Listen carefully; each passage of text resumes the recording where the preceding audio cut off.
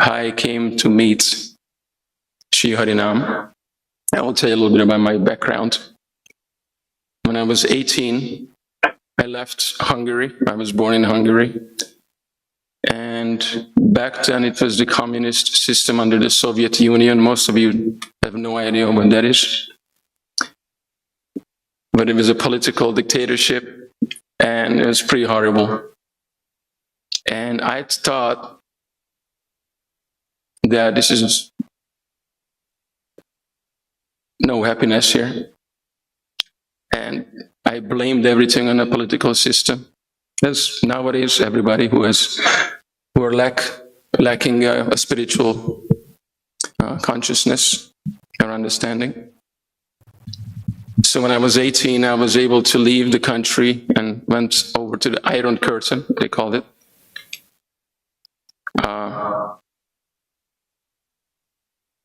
To the Western European countries, France, Italy, Germany, Belgium, the Netherlands, etc., etc. I lived there for 2 years, and I find the same thing is missing. Deep inside, I was not happy. And then I thought that I should go to the US of A.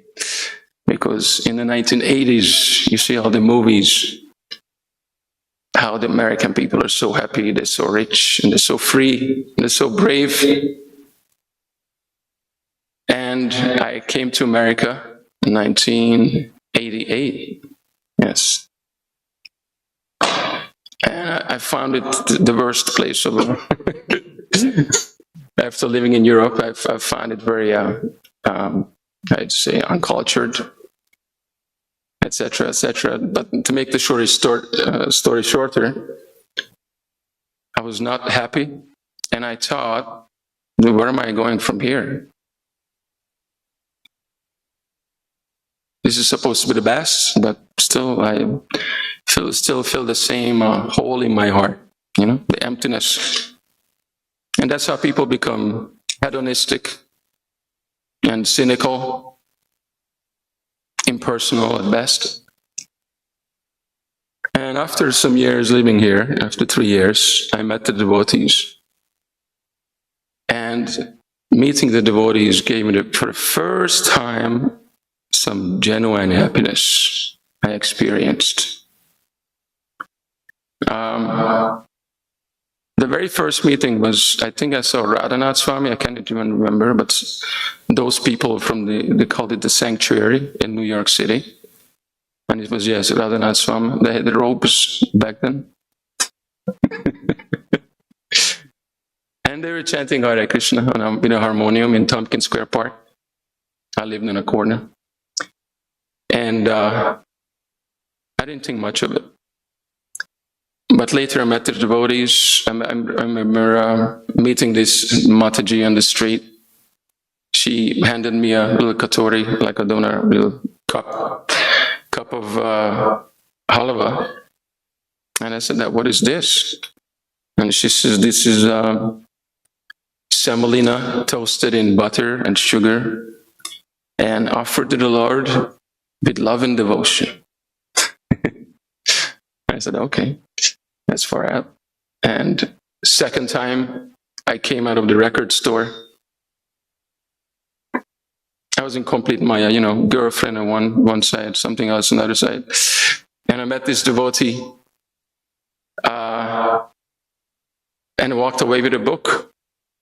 And I didn't understand what happened. It was the Shakti of the Sankirtan devotees, you know. And the book he gave me was Creation, Srimad Bhagavatam, 2nd canto. And I was reading it on the bus, on the subway, you know, the Pradhan and the Mahatattva and Karanakshai Vishnu and Garbhodakshai Vishnu.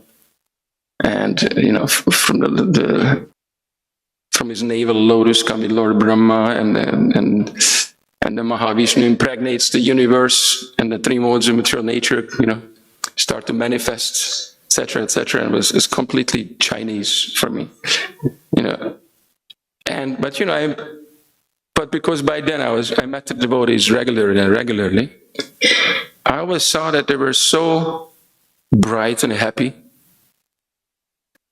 And they had something. They were satisfied and peaceful and happy. They were careless, kind of like liberation, And I wasn't really looking for liberation. I was looking for genuine happiness. And I heard a philosophy. Of course, then they called me to the Sunday feast. And when I went to the Sunday feast for the first time, I still didn't know what this religion, was. And it was Radha Govinda Mandir, Brooklyn. And I remember the kirtan was going on full swing.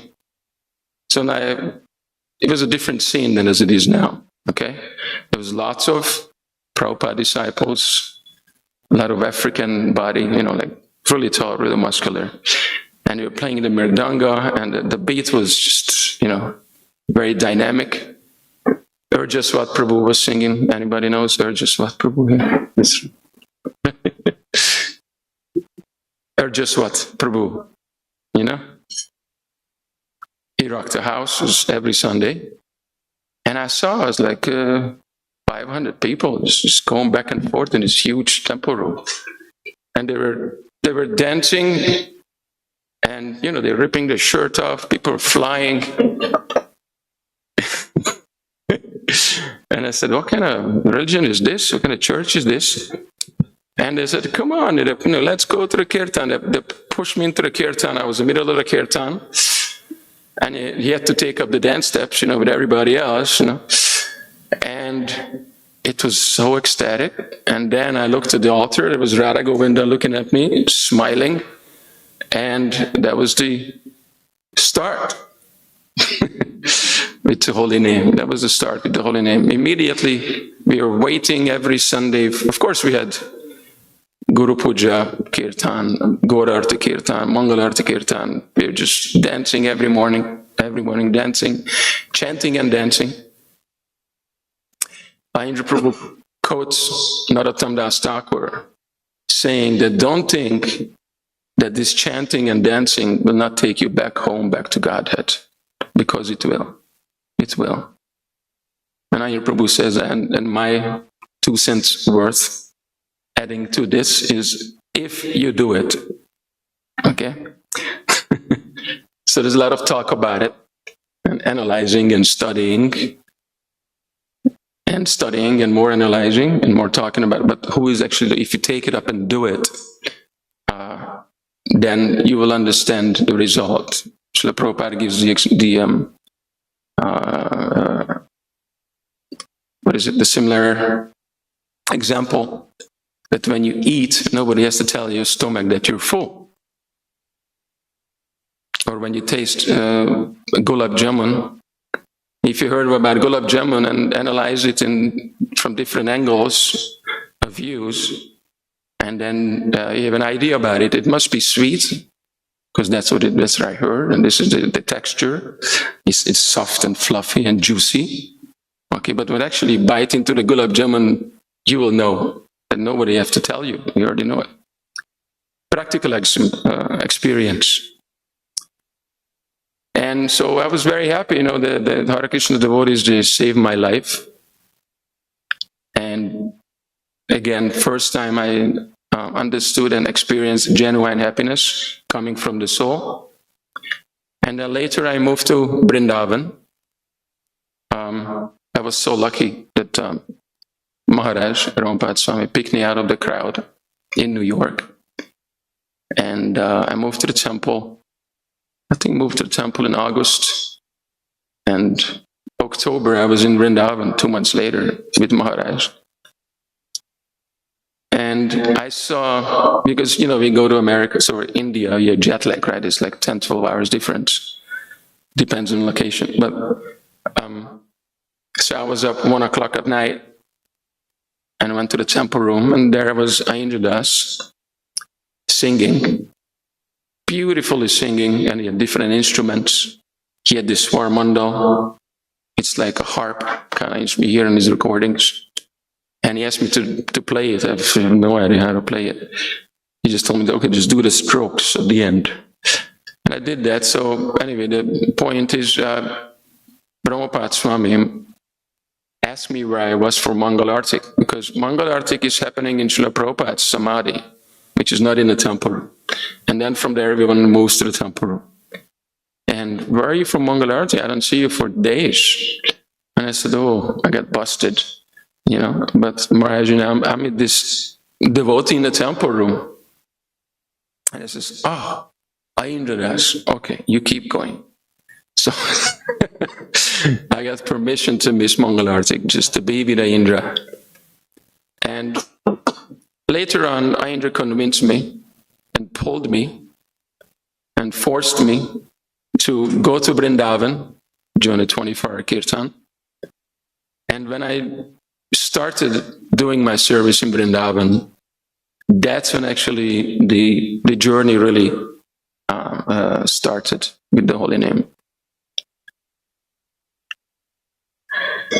Those who do service in the 24-hour kirtan anywhere in the world, because the schedule is everybody has to do 2 times 3-hour services, shifts within 24 hours.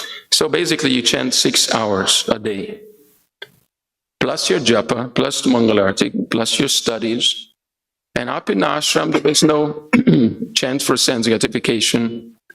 There's no chant for watching phones. Of course, we didn't have any phones. We didn't even have proper drinking water. It was very austere. But we had Indra Prabhu. And Indra Das is one of very powerful Vaishnava. I don't have to introduce him to you. Many of you just listen to his kirtans all the time. You never met him. But, you know, pure devotees, we don't see pure devotees with the eyes. We see them with our ears. And his chanting is still making devotees and saving devotees all over the world. Just have to watch the time. 5 minutes left, jeez. And what's the verse? Sadhu Sangha, Sarva Shastra Koi, Lavamatra, Sarva Siddhi Hoy. This Lavamatra, you know what lava means? Our God brother Ramananda Prabhu from Connecticut, he says, I am a scientist. This is this lava means in one moment there's 13 seconds. So one lava is 1/13 of a moment. What to speak of if you stay with that person for years and you know, try to imbibe and watch what he's doing. And a powerful Vaishnava, you need a powerful Vaishnava because they can reflect who and what Krishna is. We have no access to Krishna, basically. We have no access to the holy name. On our own, we are powerless. In fact, Srila Prabhupada writes in the introduction to Chaitanya Charitamrita that one should meditate and chant Jaya Shri Krishna Chaitanya Prabhu Nityananda Shri Advaita Gadadhar Shivasari Gaura Bhakta Vrinda before attempting to chant the Hare Krishna Maha Mantra. Because Nitai and Gaur, they overlook our offenses. And when they overlook your offenses, at least you come to the Abhas Naam platform and they'll give you a little spiritual strength to actually chant the Hare Krishna Maha Mantra. And now you come to the association of Shuddha Bhakta, or one who chants Shuddha Naam. And then it is explained by Bhaktivinoda Thakur, for the time being, they can raise you up to the platform of Bhava. And Indra Prabhu's kirtan was very powerful, very ecstatic. And the devotees were becoming very ecstatic and, you know, felt so many wonderful things. I can speak from my own experience. Then one who chants on the Madhyam Adhikari platform, Abhas now, clearing stage, he can plant pure faith or Shraddha in your heart. And then we should avoid a person who chants Nam Aparad. who commits gross and mostly gross offenses or serious subtle offenses, Vaishnava Parad, etc. Because they will increase material desires in your heart. So it's not just the holy name, it's all the same everywhere. But we should discriminate, based on Shastra, based on the teachings of our acharyas. There's so many, everything's available. It's a big subject, and we can talk about it a long time. Unfortunately, I don't have much time left. But so my journey, I'm sorry, I'm such a rascal. I didn't get too far by chanting the Hare Krishna Maha Mantra, but I hope to get there, and that conviction is propelling me to go forward. The goal is set, and I may be far away from it, but the example of pure devotees like our spiritual master, Ayendra Prabhu, Srila Prabhupada, inviting us that it's available, and it depends on your desire. How fast you want to make it going back to Godhead. Are you comfortable here in the material world? Everything's working out nice for you. Your material comfort is good. So you think, I'm going to set up shop here and, do some casual kirtan. It doesn't work like that. It doesn't work like that. And when Krishna is really merciful, then he just turns up the heat and your life becomes very miserable. And when he's really merciful, he just burns all the bridges. And that's when Srila Prabhupada says that one must be materially exhausted. Man, we have nowhere else to turn to but to holy name. Holy name is Krishna. It's not different. Nam, Nami, same thing. Same person. I have to stop here, so esteemed devotees are waiting for me to stop. Thank you very much, Hare Krishna.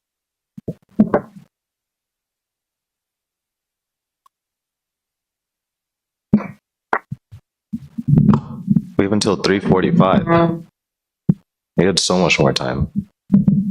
Anyway, we can go back.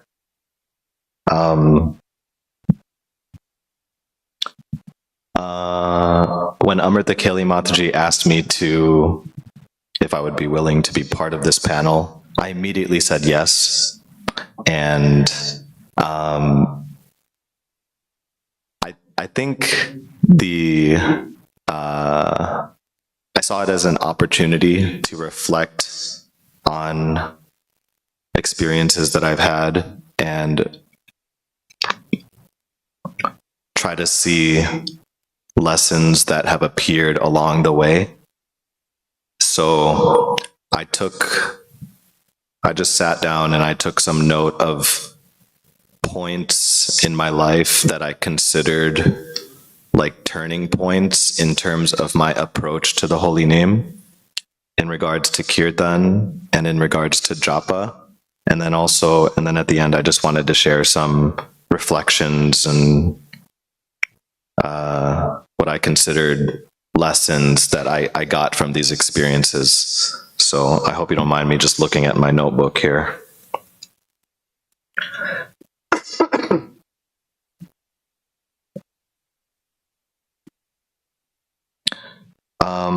So the first thing I wanted to say is that my first connection and attraction to kirtan, speaking on the kirtan side, my first attraction was through playing mridanga. I started playing mridanga when I was probably 2 or 3 years old. I couldn't even reach both sides. And the two ways that I was learning mridanga at the time was, one, I was hearing tapes of Prabhupada singing and playing, and also I was hearing this old CD of Bhattahari Prabhu called Nadia, and on that CD Vishvambar Prabhu's playing. I didn't know at the time. this is the only way I was learning, and I was learning through ear, and I thought I knew it all, and I was like the guy. I was the only mridanga player in Chicago, so everybody needed me. And I'm sure you can find, I'm sure there's plenty of pictures that exist of me very enthusiastically playing mridanga for my father, because he was the other guy in Chicago. Yeah. So, but the reason why I mention this attraction to mridanga is because it indirectly brought me in touch with the holy name. And I didn't realize it at the time. I didn't have clarity of thought. I probably thought I'm attracted to kirtan, but as I reflect, I was just very attracted to this instrument, which was a conduit to kirtan. And so then what kind of happened later was in 2008, was it? The first Mayapur Youth Yatra? 2006? God. Anyway, in 2006, Mayapur Youth Yatra, Govinda Prabhu was there, and he did a mridanga class for all of us. And I remember that was the first time I was like learning from someone, and I actually was thinking, and I think I shared with him, he showed some particular hit on the mridanga, and I said, I don't need to know how to play that, I can play it like this. And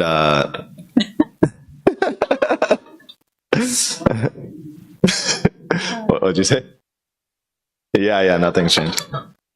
And so the reason I'm mentioning all of this is because later on, Rompad Maharaj asked Govinda Prabhu to start traveling in America, and I had the opportunity of traveling with Govinda Prabhu. And that was the time where I did feel a shift from I'm attracted to mridanga, I'm attracted to the music, and the shift turned into there's something serious about this process of kirtan.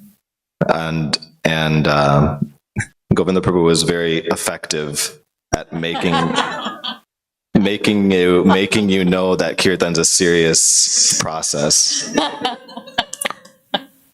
And so that was a turning point, because it taught me sobriety in kirtan, and it taught me it just taught me to appreciate the offering that you are undertaking by performing this act of kirtan. And so then where things started to then really shift for me after that was in Chicago. I'm not, those of you who had been in Chicago some years ago might be aware of a devotee named Jai Jagannath Prabhu. Mm-hmm. He's a black-bodied devotee, and he's an amazing dancer, wonderful singer, extremely knowledgeable philosopher, wonderful devotee.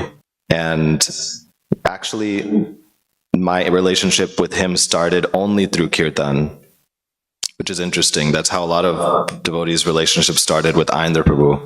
And then one day, Jai Jagannath Prabhu asked me, do you want to come read with me in my room? Devotees would go and read.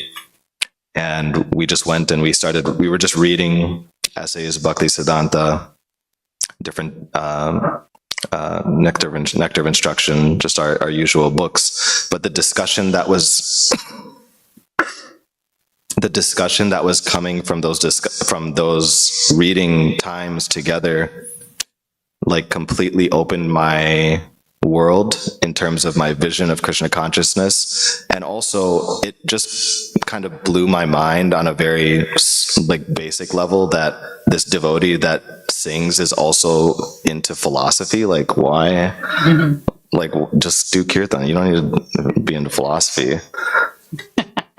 Yeah, that would be good. Yeah. I'm sorry.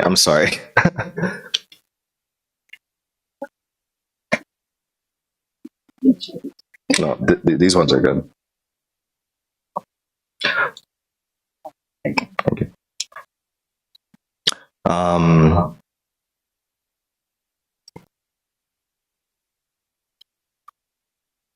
Yeah, and discussing with him specifically taught me to, it was like a marriage of philosophy and feeling. I felt like what it brought for me experientially in kirtan was it's okay to like, it's good to have some emotional response. I think in kirtan it's good to feel like you're doing something that's, artistically pleasing, and understanding that. And then when you add in that I'm doing this artistically pleasing thing for the pleasure of Radha Krishna, then it makes the whole thing, it just made such a complete picture, marrying this philosophical piece of who is the kirtan for with the emotional piece of artistic beauty that it is on an external level. And so that marriage of these philosophy and feeling was what I felt I was able to receive, thanks to associating with Jai Jagannath Prabhu amongst other devotees as well. And so yeah, on a high level, I guess that's kind of like my journey on the kirtan side.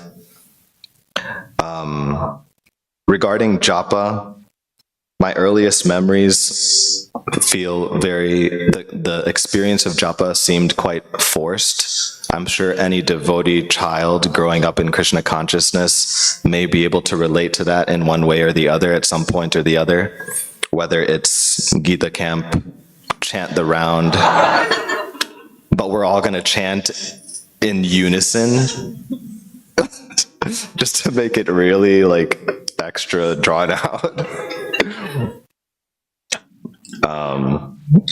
And then after those early years of the Gita camp forced kirtan, forced japa, it honestly, it kind of, as we got older, it actually turned into, I need to chant because my peers are doing it, and look at the recognition that they're receiving. And so if they're going to chant and receive this recognition from our seniors, then I'm going to chant too. And I don't think I recognized that on a conscious level, but I think, again, upon reflection, subconsciously, there was some ulterior motive in the chanting, but the chanting was happening, the japa was happening. And so then, probably like in my middle school, high school age time period was where I started to build a little bit more confidence in myself and not be so concerned with what the peers are doing. Again, thanks to the guidance and friendship of Jai Jagannath Prabhu and just close senior friends. And interestingly, as far as like sources of forced japa and forced Krishna consciousness, I never felt that my parents were forceful with anything. I don't know, maybe I have some traumatic memories that are like have receded because I'm not able they were so terrible. But I truly never, my father was always chanting and always chanting japa. He never told me that I had to do it. My mother was always reading books. She never told me that I had to do it. But I think that they're subtle in the background, me seeing them doing that and them being able to show that they had some attraction had a subtle imprint on me. And I'm sure that fed heavily into my willingness to take up the process in any meaningful way. And so when I was kind of in this phase of I'm going to do what I want to do this process, but I want to do it my way. And so talking with my friend Jay Jagannath Prabhu, he was like, you don't need to chant 16 rounds, just chant whatever amount of rounds that you feel that you can sustain. So then for years, 2-3 years, I was chanting only 4 rounds, and I felt very happy. And I felt very happy, and I felt very fulfilled because I was able to chant my rounds. I was able to do reading that I felt inspired by. I was able to hear, and I felt like, wow, I felt like in a very like smooth phase of coasting. But then, the thing is, I guess that somehow that the comfort that came from that allowed me to push myself further. So then when I decided I would chant 16 rounds on my own, that went on for some time, but then it started to go up and down. This is like college time frame and post-college. And I've fluctuated chanting 16 rounds even till this day, especially post-children. But I found every excuse. I even wrote down my excuses. Less rounds equals more time for reading. Why is there a necessity of the same standard of 16 rounds being there for everyone? Why can't he chant 16 and I'll just chant 3? And then also my other excuse was, if I chant less rounds, then I can chant those rounds with higher quality. Yeah, so I heard I got an amen in the back. So these are good arguments. I'm sure everybody's made these arguments in their own heads as well. No? Just me? Yeah.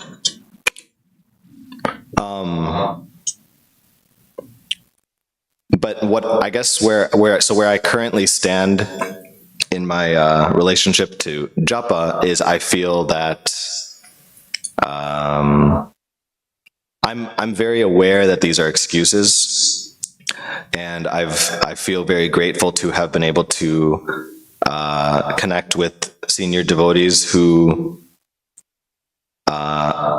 show patience and understanding through the journey.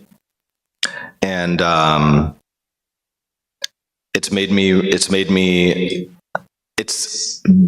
think that patience and understanding has actually given me a lot of, it's kind of like, it's like when the parent sees the child do something harmful to themselves, and the parent's just like, I'm still here for you. And then the child does something wonderful and something that's very uplifting for themselves, and the parent says, I'm still here for you. And then the child again does something very disruptive and destructive to themselves, and the parent still says, I'm here for you. So that is the role that I think senior devotees very tangibly play in our lives, and played in my life, that allowed me to go through my ups and downs and continue to go through my ups and downs. And by them maintaining their parental friendly willingness to help me, it's always encouraged me to lift myself up and be stronger and be more enthusiastic and be more committed every time that I lift up. So that was the experience that I've had even in the recent past, and that's kind of where I've landed with my journey with japa as of late. And so just some of the reflections that I had based on some of these points in my life. Just one, yeah. Okay.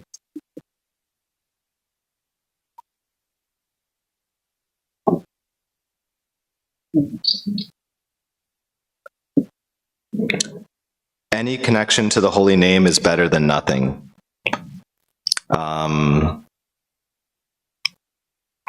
Yeah, I won't even add anything to that. Also, when you're with the holy name, you must take it seriously. So, and this is like preaching from the Vyasasana, but japa is not a time for scrolling. Kirtan is not a time for socializing. These are things that it's always helpful to hear it again and again, even though we may engage in those practices sometimes mindlessly. But this is just a lesson that comes back again and again. Also, I've noticed that kirtan, Krishna actually deepens the relationships amongst devotees through the medium of kirtan, specifically Harinam Sankirtan. The example that I gave was how my relationship with Jai Jagannath Prabhu started only through kirtan. There was no intention of anything else other than do kirtan. But also there's that story of Bhaktisiddhanta. What was it? His ashram, there was devotees fighting, right? And then he told them to do kirtan for 12 hours, 24 hours, something like that. And then by the end of the kirtan, the issue was just resolved. And so, the power of Sankirtan to resolve and mend and create meaningful relationships amongst devotees is undeniable. And then also, just my last 2 points here, discipline and taste are both required. So the discipline is, for example, deciding I will chant 16 rounds daily. That's our way of showing Krishna that we want to be with him, that we want to be attracted to him. And still, in order to keep going, the taste is what is ultimately required to fuel that drive. And the last thing that I feel like I'm reflecting on almost every day now is that Krishna consciousness is paradoxical, and that's okay. And so what I mean by that specifically, especially in regards to the holy name, is the process of chanting, even like the physical act of taking up your beads and chanting, or sitting in kirtan and singing for the deities. That process is something that's our endeavor. And the reality is, even as much endeavor that we put forth, Krishna's not obliged to do anything. You can do very nice kirtan, you can chant rounds from morning to night, you can do all of these things constantly, and Krishna's not obliged to do anything. And that's a scary concept. It's a very scary concept to come to understand, but it's like when you break through to accepting that, and accepting that I'm okay with the idea that Krishna can decide what to do with me. He can decide how to respond to me, if he will respond to me as I offer this japa, as I offer this kirtan, and I'm okay with that. When we're able to accept that, then I think we're getting the key. So I think I've taken that as the strongest lesson of my experiences. Continue to endeavor to be patient and be enthusiastic and strive for Krishna's mercy, hoping, waiting that it'll come one day. So anyway, these are some of my reflections. Thank you. Hare Krishna. I'm sorry about the coughing. Prahlad, can you be my timer?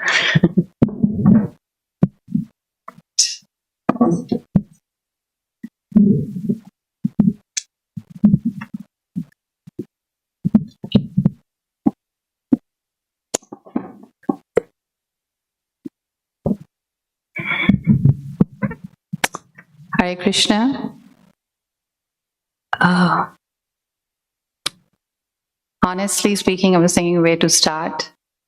So I'll start my presentation by actually sharing my conclusion first. So maybe you'll get the flow, and if I don't get to finish what I'm sharing, at least you have the conclusion. As I was reflecting about my own journey with the holy name, I was thinking, what were the most, there are a lot of factors, that contribute to the journey.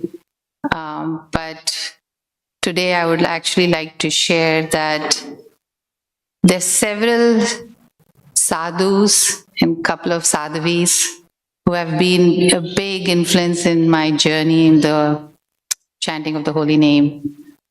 And the foremost, number one on that list is my spiritual master, His Holiness Rompa Swami, and also other sadhus, but he is the key factor. When I think about holy name, I can't separate that from my relationship with my spiritual master. It's hard. And he's extremely a private person, so I was a little nervous to share certain things because I don't know how much he'll appreciate. So I'm praying that I don't say anything that was because he's extremely reserved, introverted, humble soul. I'll try not to get into too many details, but I feel that my journey with holy name till date, from the day I started till date, it's based on actually devotees who are in my life. And like the first person who gave me my beads and who showed me how to chant, his name is Ram Rup Prabhu. He's from Juhu Temple. He's the head pujari now. And when I reflect on Guru Maharaj, when I met him, I think they were more eager that I should take up the process. They were more eager that I should stick to chanting of the holy name. I was not really paying much attention, especially in my early years. By the way, we are almost like twins. You were born in February 93. My spiritual, I was introduced to Krishna consciousness in March 93. So you're 1 month older than me because you were born in a devotee family. So you're my older brother in that sense. So I was a teenager. I was not really seriously, I was introduced to Krishna consciousness because I was going through something, and I feel it was because of Hanumanji. I won't get into that story. But once I started going to the temple, it was this devotee who gave me my first bead and, showed me how to chant. And he was a brahmachari. I'm talking about this early 90s when brahmacharis used to not speak so much with women. But somehow he took pity on me because I spoke Telugu. He speaks Telugu. Then his father and my father had a common friend. So he took some pity and he started showing some interest. And he would give me Prabhupada lectures to hear. And that's about it. So I felt that, but he would always make sure that I chanted. And I just did it because Prabhuji has said, so let me chant. But if I think about that phase of my life, I feel that from 93 till 96, it's the first phase of my, Krishna consciousness. And I feel what sustained my chanting or my interest in, Krishna consciousness was every morning I was still drinking tea. So I would make a cup of tea. I would be the first to wake up in the house. I'm from a South Indian family, so we wash the front of the house and you put rangoli. And I would put Prabhupada's, kirtan. And every day it would start Vande Ham and, that kartal. Even today, it's so comforting for me to hear that kirtan of Prabhupada. So it would be the cassette. So first half an hour would be that, and I would be drinking my tea and hearing Prabhupada sing every day. So I was more attached to Prabhupada singing, chanting the holy name than me chanting, because I really didn't know what chanting means. And then the second part, when you change the side, the second side, it would be Prabhupada talking about the meaning of the holy name. And that was my thing, morning routine for 4 years. And I think all I remember of chanting of holy name is about Prabhupada chanting those first 4 years. So I felt that I really want to express my gratitude that if it was not Ramru Prabhu, telling me every time, every Sunday, are you chanting, and I didn't want to tell him no because I was afraid that he'll chastise me. I would just chant my one round and then just make sure that I do the tick mark, Kia. And then I went through a phase from 96 to end of 2000 where I was more like an underground devotee because I got married and my husband was not interested in Krishna consciousness. So, but he was chanting one round. I was happy, but I was not actively involved in going to temple, and I was in America by then. And in 2000, end of 2000, we started going to Kishori temple. And I would really like to thank Balaram. If Balaram was not there, maybe we would have never reconnected because it was Ram Navami. He invited us to his house. Chandramouli Maharaj was doing a home program. So in that sense, I owe it to him. If that meeting didn't happen, I wouldn't have met Prema Tarangini and Sachi Kumar Prabhu, Nirantar Prabhu Mukunda, and Premananda Mataji, Mansi Ganga, Stoka Krishna Prabhu and family. Who else was there that day? It was just a small family, just us. Nobody else was there. So it was sweet. So I'm always indebted to Ramru Prabhu, then to Balaram. And then Prema Tarangini next. We went to their house and I saw Maharaj's picture and immediately I knew he was my spiritual master. And my husband was only interested in eating. He was still not serious about Krishna. He was not interested in Krishna. So Prema Tarangini kind of enticed him. You come to my house every Friday, I'll give you good food. So it was basically Bhakti Vriksha. She was inviting us to Bhakti Vriksha, but she didn't want to tell him that. So my husband would go for prasadam. So that's how, and then a month later, Maharaj came to our house. No, actually we met him on Gaur Purnima in the temple. So that was 2001. And I think even in the initial years, it was always Maharaj who put in more effort in the relationship and somehow kept fanning that fire, that initial enthusiasm you have to chant. So I owe it to him. So that's why I said, for me, my journey is because of devotees, even to think about taste or wanting to chant, all that came because at least initially, a lot more effort was from the devotees' side than from my side because I was still oblivious to the benefits and what I'm doing. And honestly, when I met Maharaj, he was personally training us, so we had to write weekly reports to him. So I wanted the tick mark. Yes, I had to tell him what time I woke up and chanted my rounds. So I basically started my journey with the holy name seriously because I had to impress Maharaj. I had to impress him, and I was also scared. So I would say from 93 till 2013, it was quite mechanical. It was mainly because Maharaj was so loving and, I didn't want to disappoint him. It was all centered around Maharaj. Somewhere healthy reasons and somewhere very unhealthy, childlike reasons. But in 2013, something amazing happened. So that means 20 years have passed and somehow I'm chanting without making any effort or thought in it. So there's nothing exciting to share actually. But in 2013, something very profound happened. I was in Mayapur and JJP and Harisham were also in Mayapur. We happened to buy tickets, but it so happened we didn't realize we were going at the same time. They were going to go to Mayapur first and come to Vrindavan. I was going to Vrindavan first and then go to Mayapur. My plan was better because it was Ayendra Prabhu's disappearance day at the time. So I was going to attend that. They realized that and they said, oh, we are going to change our plans. We're going to go to Vrindavan first and then go to Mayapur. So the entire month, the three of us were traveling together. It was amazing. It was Ayendra Prabhu's disappearance day. It was very moving for all of us. And then we went to Mayapur. And when we were driving to Mayapur, we were reading Gaur Govind Maharaj's book. It was just amazing. That whole trip was very amazing. But I was personally also going through something difficult in my relationship with Maharaj. So a few years before that, there was some incident, and Maharaj knew how it affected me. And there was something he needed to get back to me about it, which he didn't.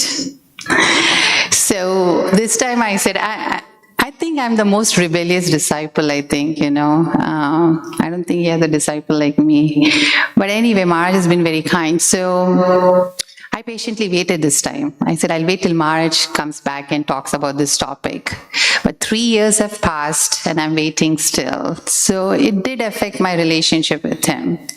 I reach Mayapur. Jai Jagannath and Harisham go to meet Maharaj because Maharaj is Mayapur because of some emergency meeting, GBC emergency meeting. And they went and told him, Mother Himangi is here, because I didn't even tell him that I'm in Mayapur. And he said, oh, Himangi is here. Why don't you ask her to give me a call? And I said, oh, okay. So I called Maharaj. And he told me he was there in that meeting because of something sensitive and a topic that once upon a time used to bother me a lot. So he thought that before she comes to know through public, announcement, let me tell her what it is about so she's mentally prepared. So he told me, you know what, I'm just letting you know. And he shared with me. And I turned and I said, that doesn't even bother me. I think I've grown now. That topic doesn't even bother me now. But what bothers me is 3 years ago, you said that you'll follow up with this and you didn't. And that bothers me because I'm waiting for you for 3 years to get back to me. If it is a relationship, then, if this is important, you would have gotten back to me, And now I wonder, how could I even talk to him like that? But I said it. It just came out. And I didn't expect his response. It was one of the most, knowing Maharaj, who is so private and he's so careful in what he shares, but I felt that he was very vulnerable and he was very honest. And that completely exposed my own, false ego and, my, whatever, Vaishnava maybe conversation with him. And I immediately told him, and he asked me, pray for this devotee. And I don't know what happened at that moment. I immediately told, I'm sure that maybe I too must have hurt or said something to this devotee unknowingly. Maybe I should also write an apology note to this devotee.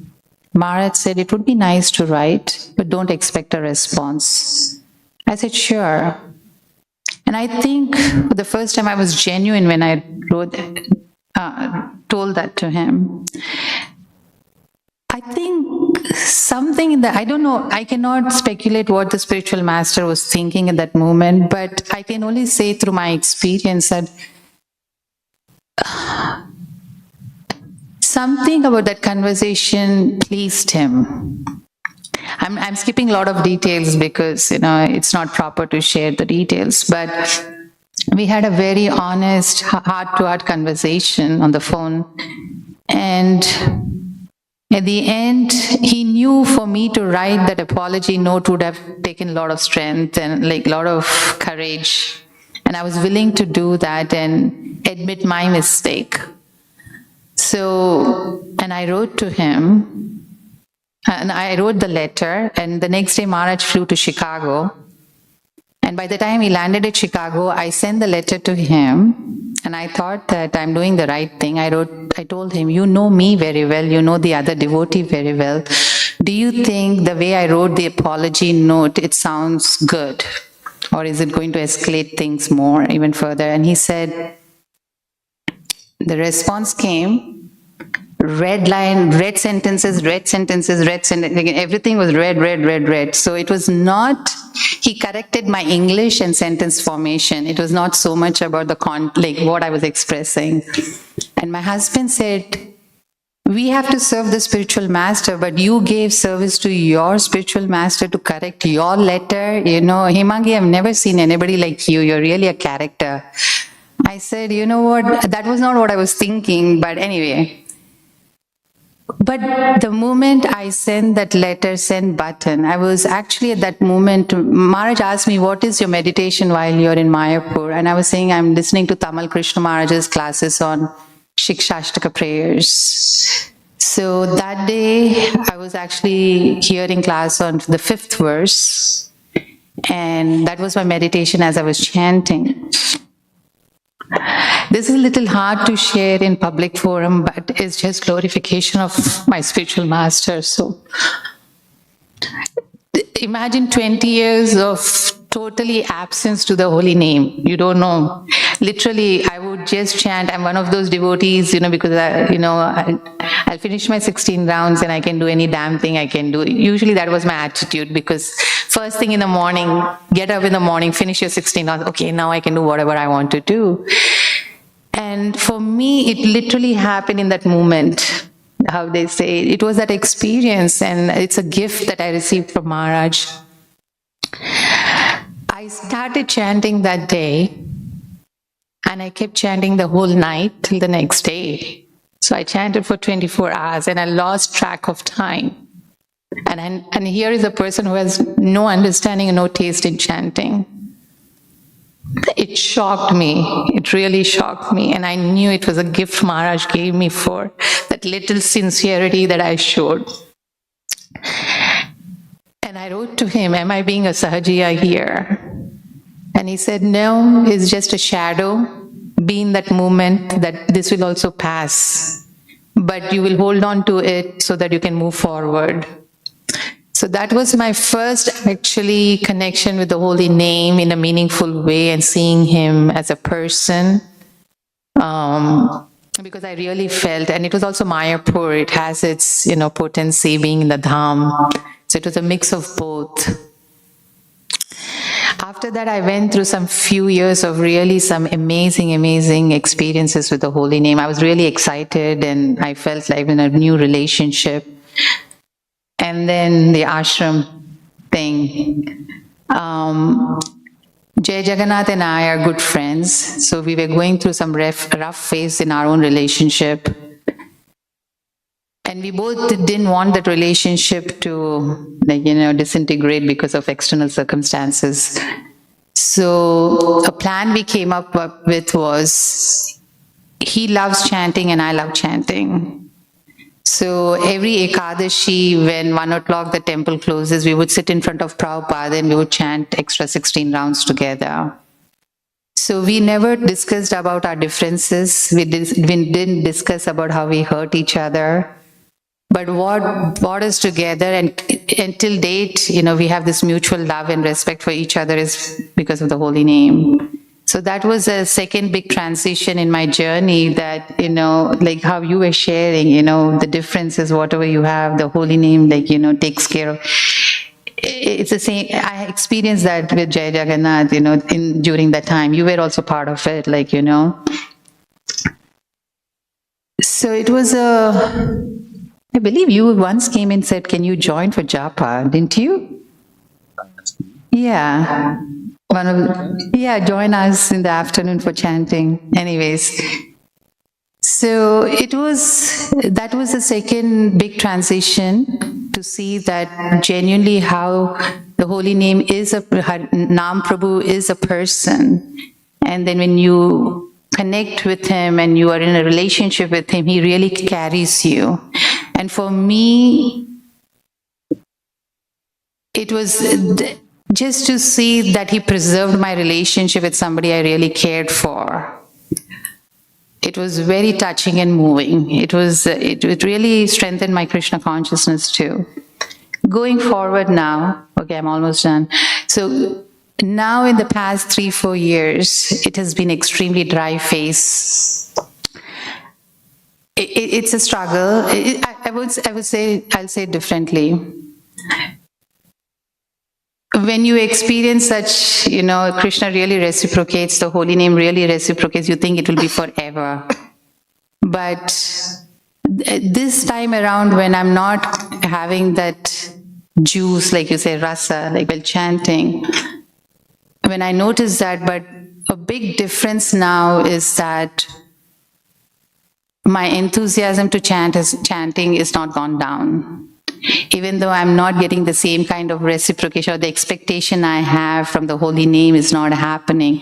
And I've stopped doing this, what did I do did I offend somebody? That used to be a part of my internal dialogue, but now I stopped doing, yeah, we are full of all that garbage, I'm not going to analyze the garbage. But all I need to do is I need to commit to show up every day to chant, because holy name, Nam Prabhu has proved enough that he's there unconditionally for me. So let me show up. So thanks to Hari Parshad Prabhu, few months ago, I heard him share that one of the quality of a devotee is to be a poet.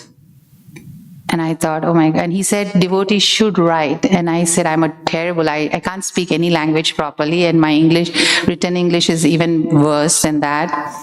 But then I said, who is going to read? It's just between me and Krishna. Who cares? So I'm a poet and a great author in my own personal life. But, the reason I'm sharing is it really helps to, for me, it is helping write down. So it makes it more personal when I'm connecting with the holy name. So it's helping me to go through the dry phase, not in a frustrated way, but in a more enthusiastic way. I don't know if it makes any sense, but, And this is one of my entries, it says, good morning, my dear friend. Every day I'm excited to meet you, to be with you. But the initial excitement soon is replaced by my distractions. My pride, my expectations, my judgments, my greed, my arrogance. And suddenly I realize I am with you, yet I'm far, far away from you. In fact, you don't even exist anymore. I'm burning due to all this. I'm hurting due to all this. And I'm desperately want to be with you, yet I desperately hold on to all these. I don't want to give them up. Knowing my pitiable situation, you embrace me with your gentle arms. You soothe my burning heart.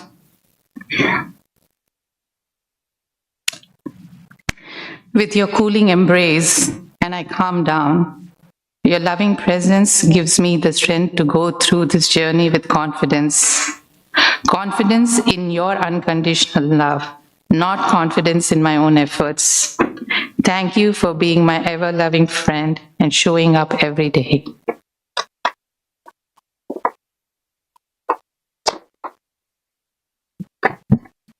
Hare Krishna.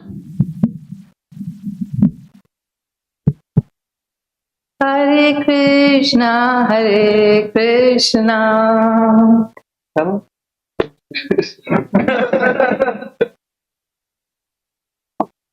Hare Rama, Hare Rama,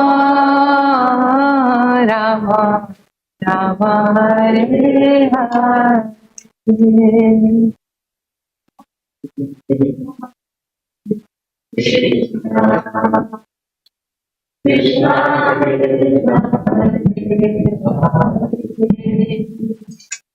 Hare Rama, Rama Rama, Hare Hare. Hare Krishna, Hare Krishna, Krishna Krishna, Hare Hare. Hare Rama, Hare Rama, Rama Rama, Hare Hare. Hare Krishna, Hare Krishna, Krishna Krishna, Hare Rama, Hare Rama,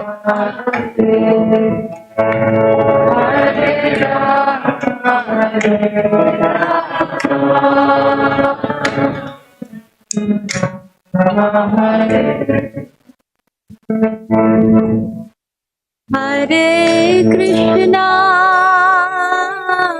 Hare Krishna, Krishna Krishna, Hare Hare, Hare Rama, Hare Rama, Rama Rama, Hare Hare, Hare Krishna, Krishna Krishna,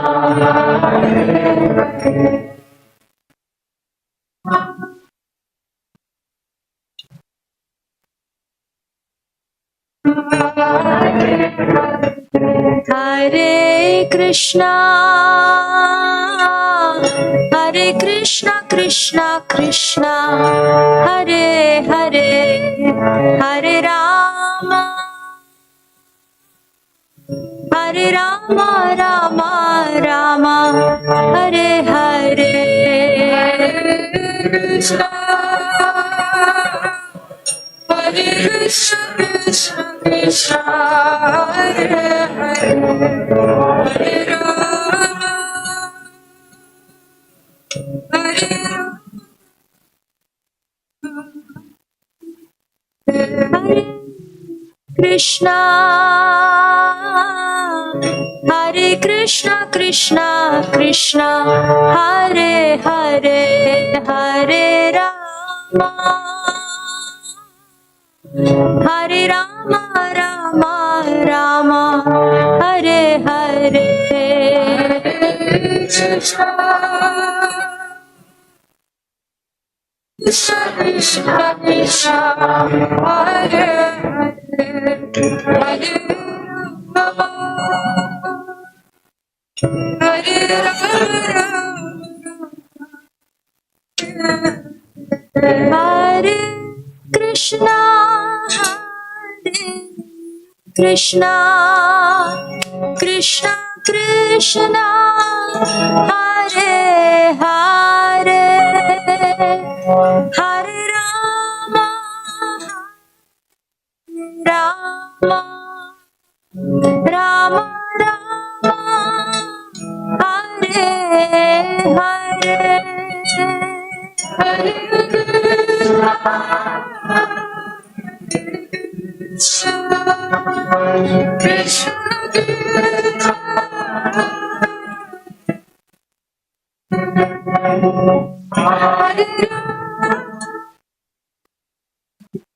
Hare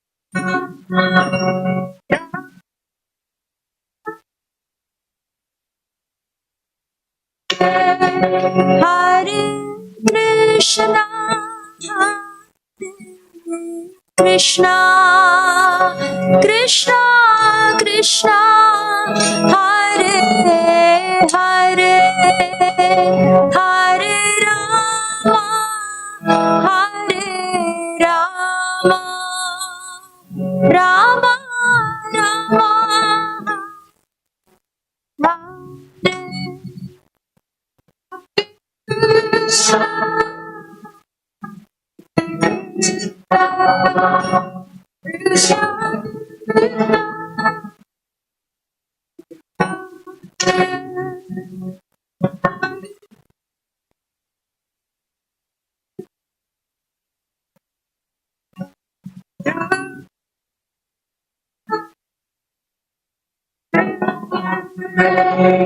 Hare Krishna, Hare Krishna, Krishna Krishna, Hare Hare, Hare Rama, Hare Rama, Rama Rama, Hare Hare,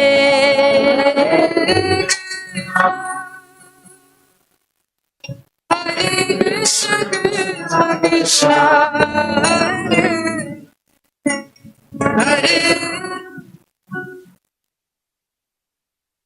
Hare,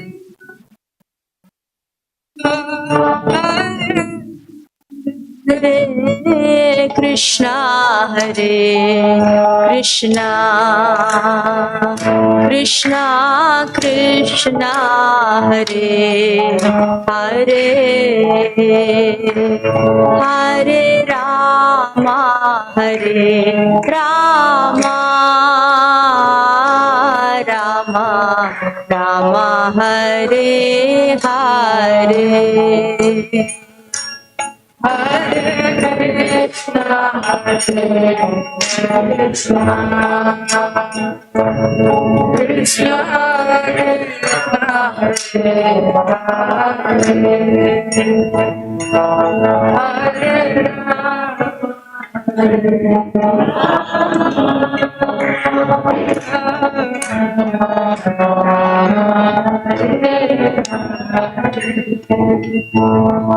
Hare Krishna Hare Krishna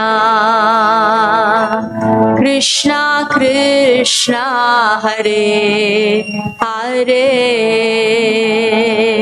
Hare Rama Hare Rama Rama Rama Hare Hare Hare Krishna Hare Krishna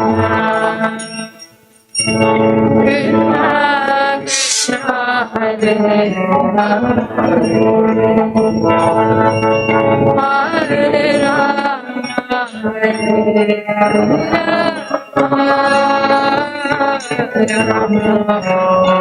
Rama Hare Krishna Hare Krishna Krishna Krishna Hare Hare Hare Rama Hare Rama Rama Rama Hare Hare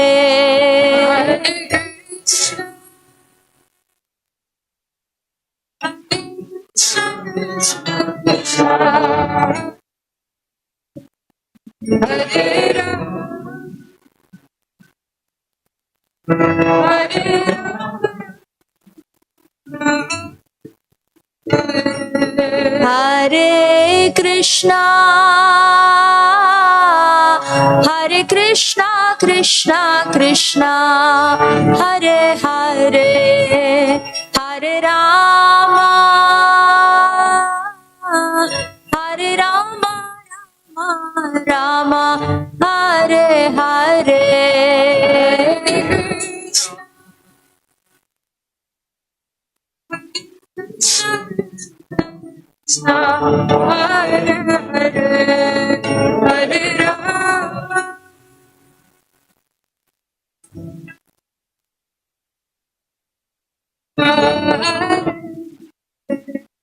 Hare Krishna Hare Krishna Krishna Krishna Hare Hare Hare Rama Hare Rama Rama Rama Hare Hare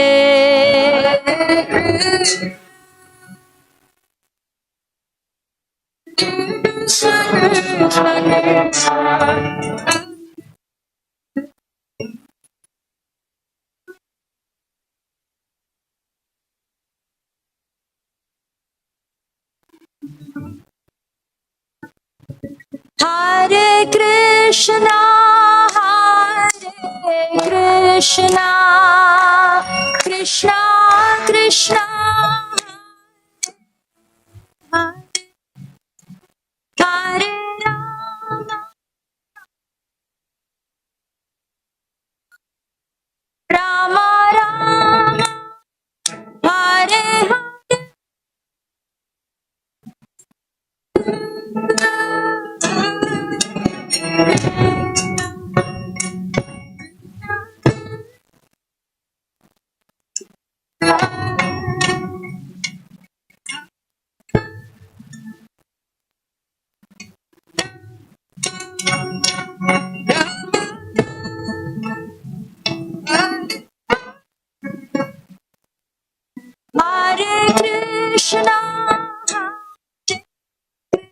Krishna, Krishna Krishna, Hare Rama, Rama Rama, Hare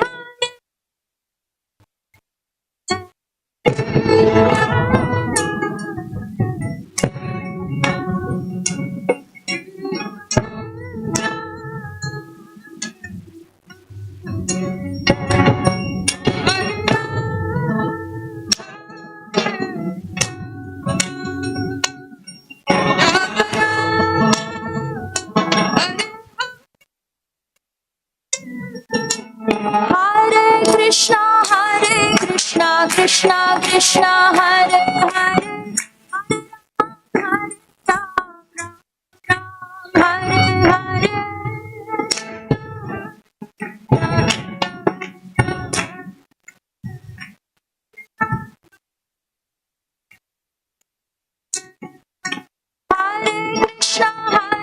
Krishna Krishna Krishna, Hare Hare, Hare Ram, Ram Ram,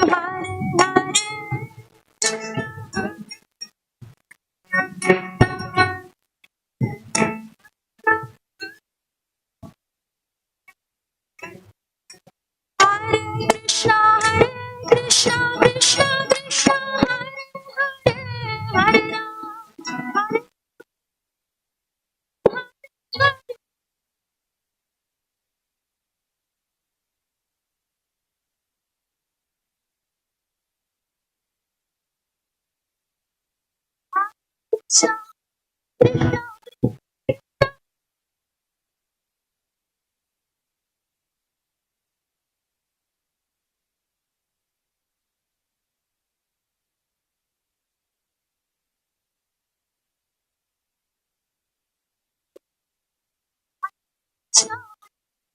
Krishna Krishna, Hare Hare, Hare Ram, Ram Ram,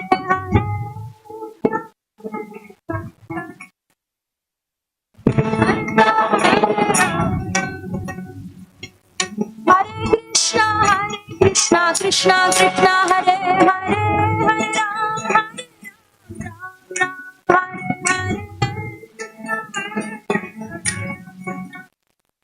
Hare Ram, Hare Krishna, Krishna Krishna Krishna, Hare Rama, Rama Rama, Hare Hare.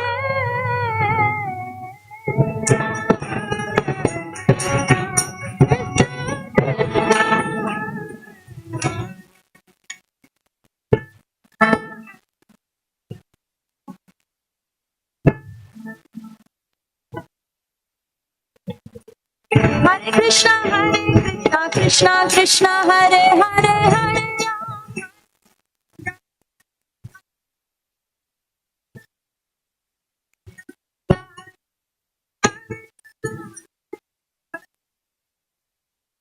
Hare Krishna, Krishna Krishna, Hare Hare, Hare Ram, Ram Hare.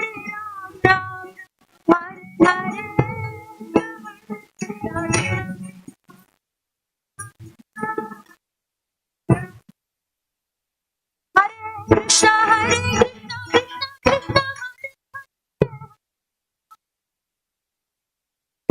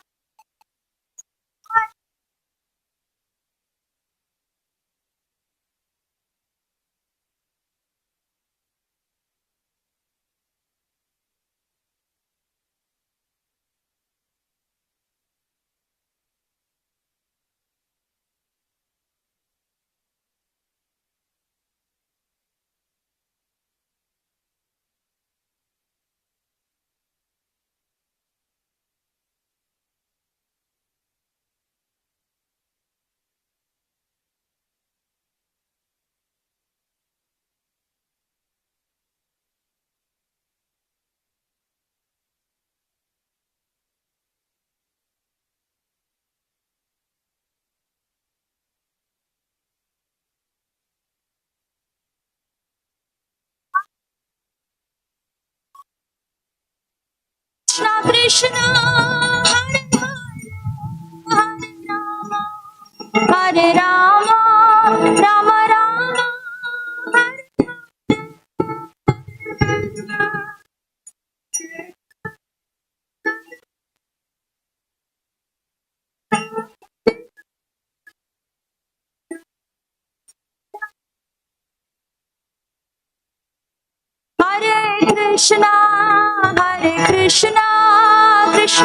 Krishna Hare Rama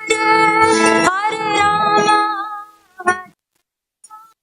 Rama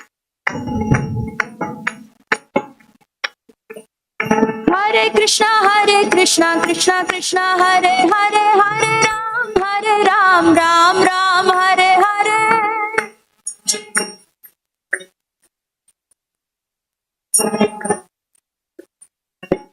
Hare Krishna Krishna Krishna Hare Hare Ram Ram Ram Hare Hare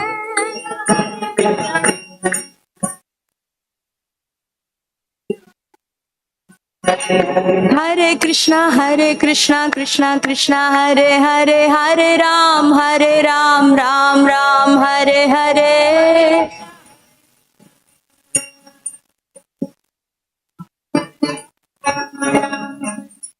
Hare Krishna Krishna Hare Hare Ram Ram Ram Hare Hare Hare Krishna Krishna Hare Hare Ram Ram Ram Hare Hare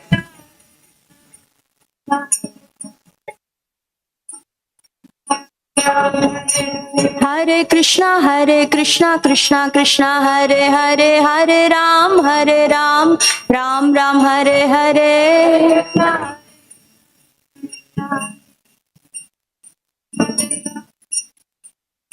Hare Krishna Krishna Krishna Hare Hare Hare Rama Rama Rama Hare Hare Hare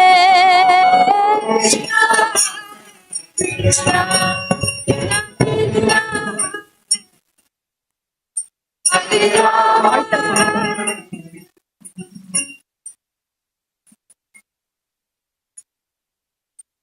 Hare Hare Hare Krishna Hare Hare Ram Ram Hare Hare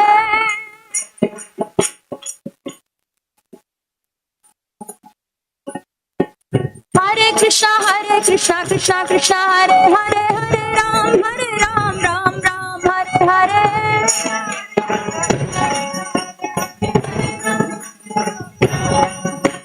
Hare Krishna Krishna Hare Hare Ram Ram Hare Hare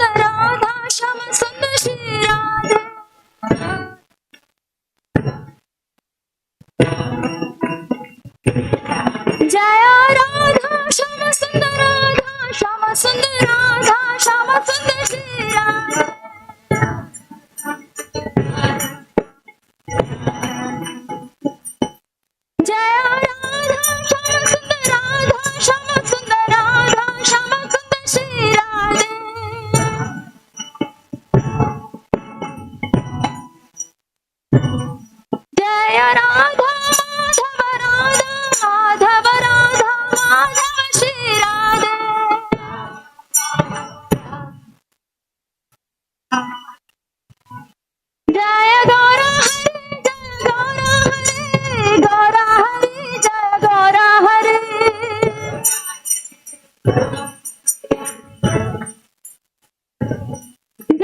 गौर हरे गौर हरे गौर हरे जय गौर हरे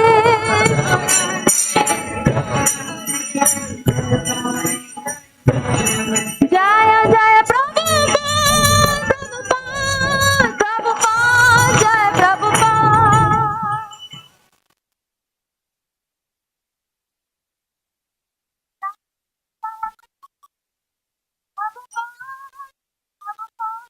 जय Prabhupada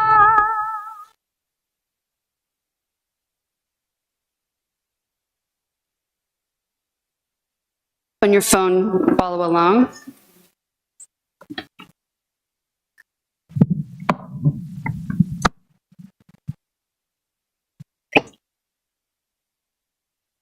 The song is called Ekona Buchinu Prabhu by Bhaktivinoda Thakur. I'll read the translation first.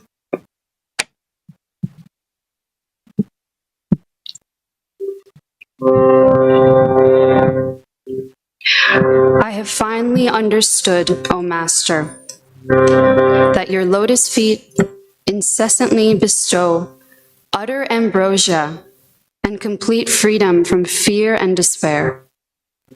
Leaving everything behind, I have fallen at your lotus feet, O Lord. Your lotus feet shall protect me, my guardian. There is no other protector within this material world. I am your eternal servitor. I realize this at long last. The burden of my upkeep is now your concern. I have suffered great despair in a life of independence. By accepting the shelter of your lotus feet, however, all grief has been banished. Those feet for the sake of which Rama Devi, the goddess of fortune, practices severe penance, and attaining which Lord Shiva acquired his propitious nature. Those feet, attaining which Lord Brahma fulfilled the purpose of his existence, and which Narada Muni embraces in his heart. Those very feet, the shelter of which award fearlessness, I bear upon my head. In supreme delight, I dance and sing of their virtues. Your feet will certainly deliver this Bhakti Vinod from the calamities of worldly existence.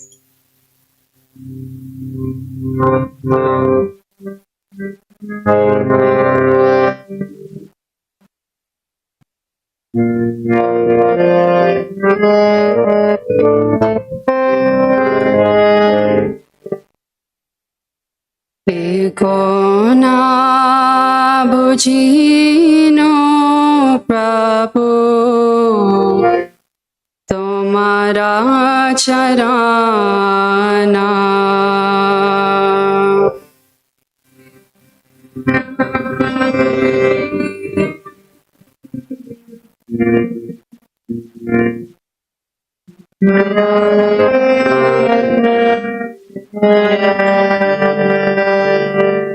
Ekona bujino Prabhu Tomara charana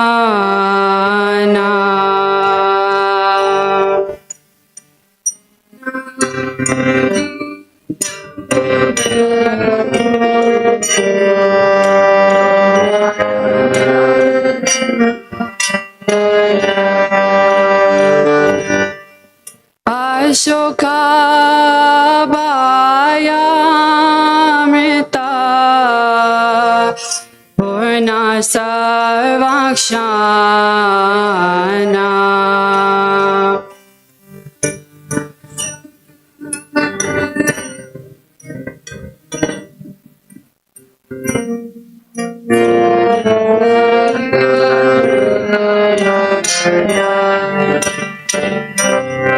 Sakala chariya tuva charana kamale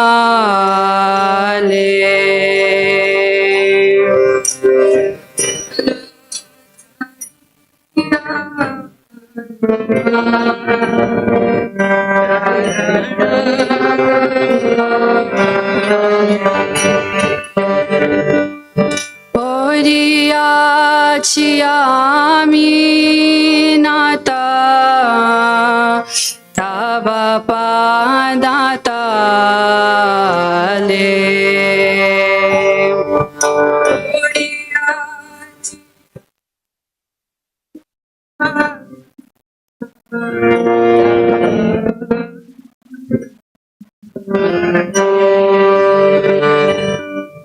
तव पाद पद्मानाथ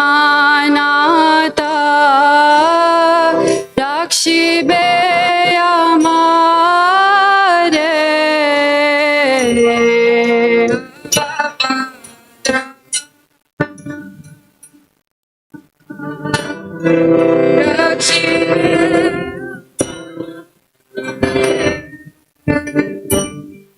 हरा रक्षा करता नहीं हे बाबा संसारे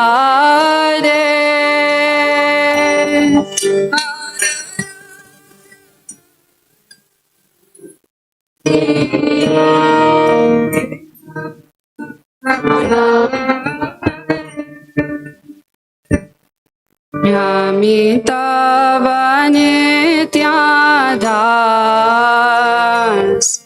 जनैनो बारा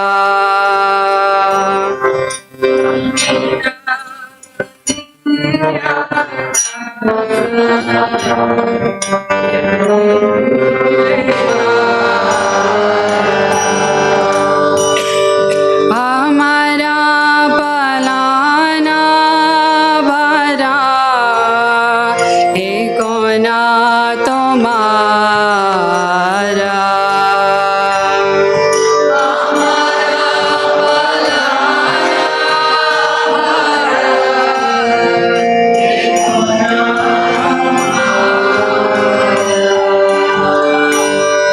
भरो दुख पाई अछि स्वतंत्र जीवने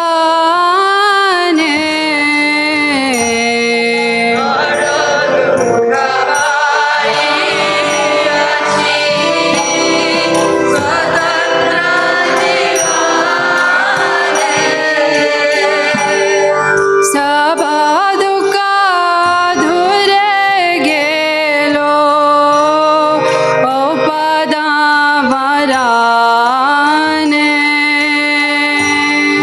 सब दुख धुरे गेलो ओ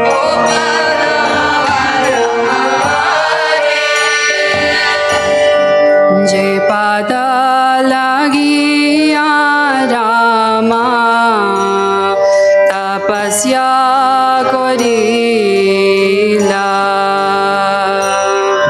जे पद लगिया तपस्या करिला जे पद पाइया शिवा शिवत्वा लाभिला जे पद पाइया शिवा शिवत्वा लाभिला जे पद लभिया ब्रह्मा कृतार्थ होइला जे पद लभिया ब्रह्मा कृतार्थ होइला जे पद नारद मुनि हे दया धरिला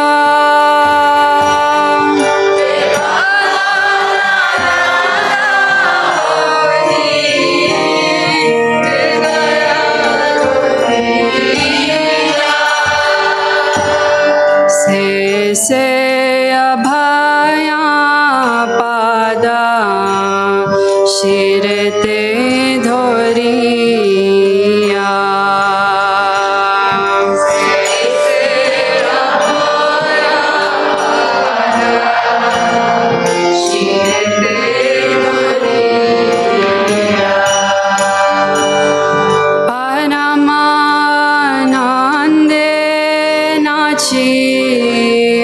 Padaguna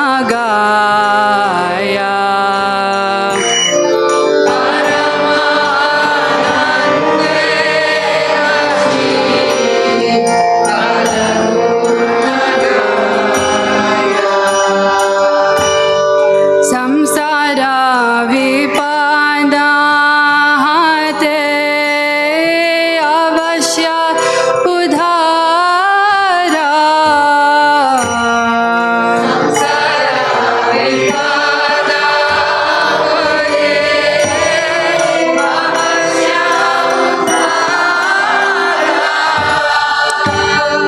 Bhakati vinodeopat koribe tomara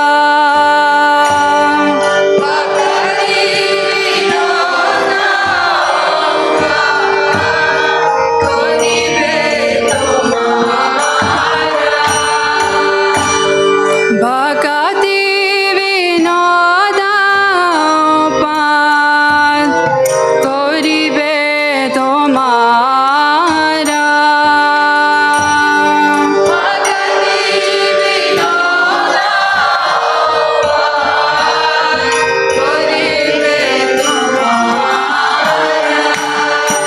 Eko na bojino Prabhu Tomara charana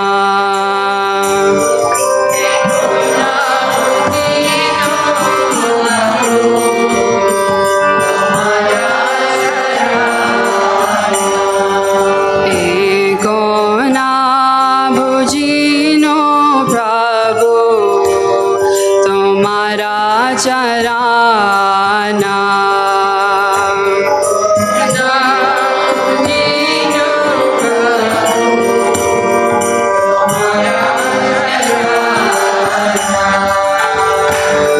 Ashoka bhayamrita purna sarvakshana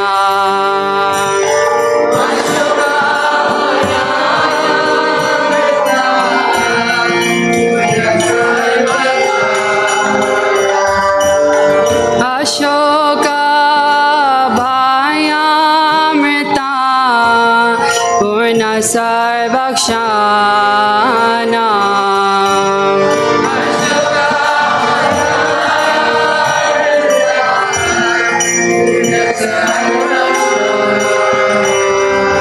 Hare Krishna Krishna Krishna Hare Hare Hare Rama Rama Rama Hare Hare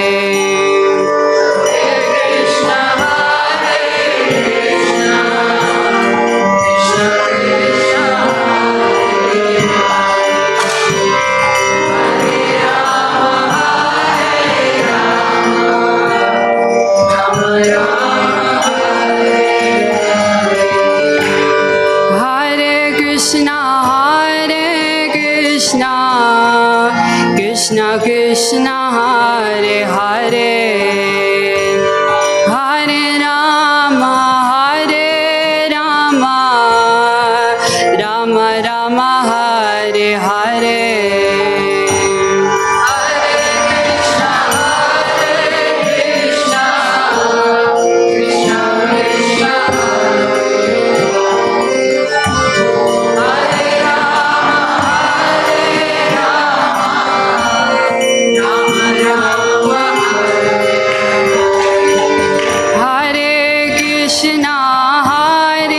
Krishna Krishna Krishna Hare Hare Hare Rama Rama Rama Hare Hare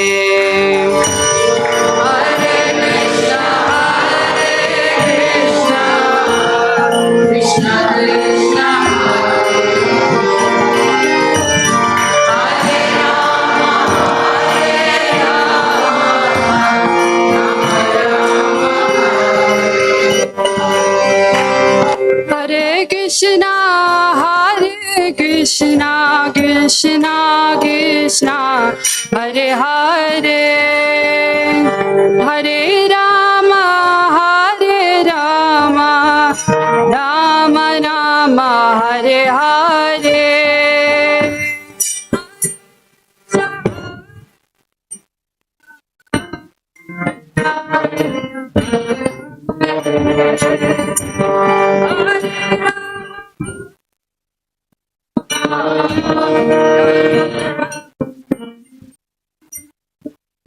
Hare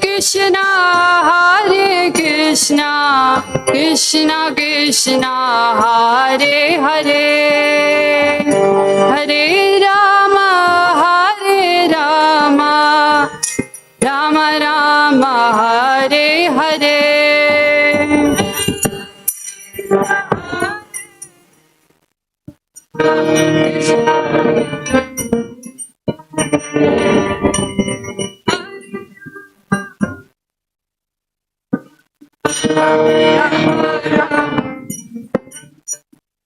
Hare Krishna, Krishna Krishna, Hare Hare, Hare Ram, Ram Ram, Hare Hare.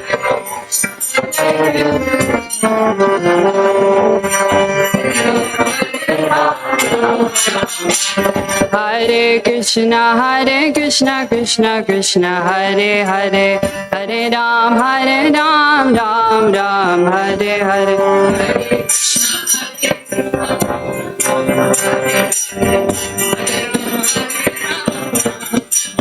Hare Krishna, Krishna Krishna,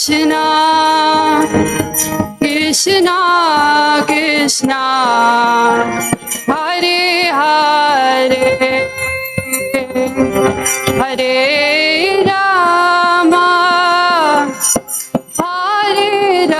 Rama, Rama Rama, Hare Hare.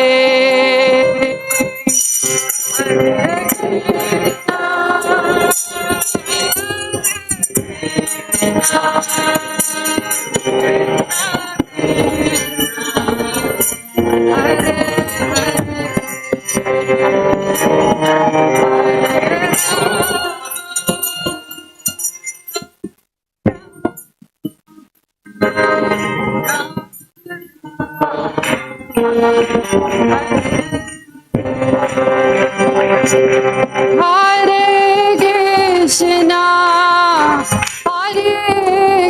Krishna, Krishna Krishna, Hare Hare,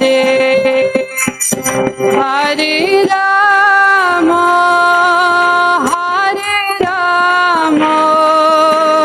Rama Rama, Hare Hare.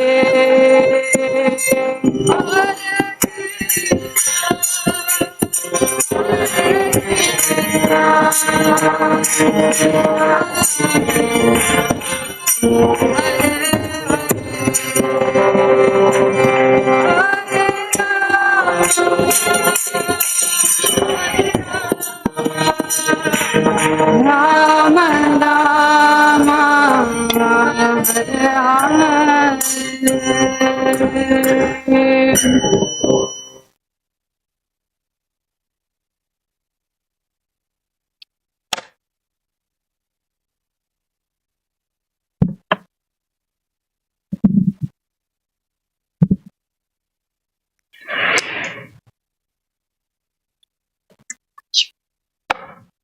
Thank you.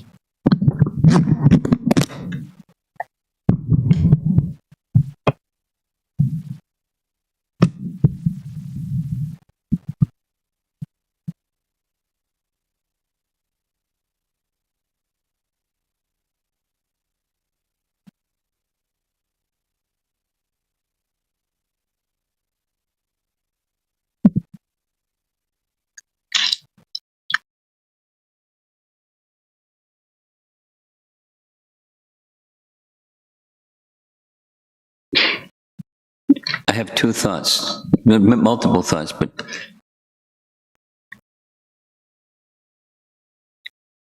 this Bengali song, because it's your native tongue, and Chintamani, your native tongue, how does it sound? Nice?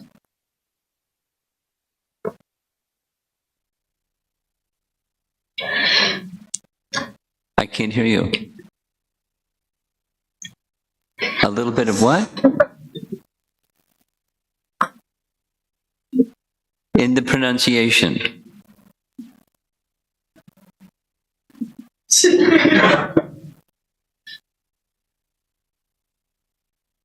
Get some lessons. But to me, I can't tell the difference. It's very sweet sounding. Very sweet sounding. And the other is the deities, doing this in front of the deities. As Dhananjaya Pandit was preparing for the arti, I was thinking, how much pleasure the deities are experiencing by this assembly and the singing of their names and so forth. Very nice. Okay, this is by design something that's short and hopefully sweet. Emphasis on short, maybe a little bit sweet. You saw this image on the screen before from the morning session. The fellow with his arms upspread and reaching, calling to Krishna. And others in different modes of prayer to the Supreme Personality of Godhead. So I decided to title this topic Why, for multiple reasons. And one of those multiple reasons is, it's a phrase that I've started to appreciate, just like the power of prayer, the power of having a clear sense of why. Not just like, why is this happening? Not that necessarily that, but more in the forward direction.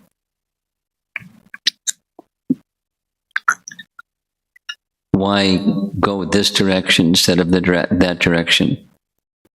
How can I make wise decisions in my life? And the what and the how questions take precedent. And I've been speaking a lot about it, so I decided to share it in this way. The why question is a very powerful question, because if you have a clear answer to the why question, the what and the how become easy. And if you don't have a clear why answer to the why question, the what and the how keep, like a kaleidoscope, they keep moving. And now it looks like this, and something changes, and the picture is completely different, and the picture is completely different.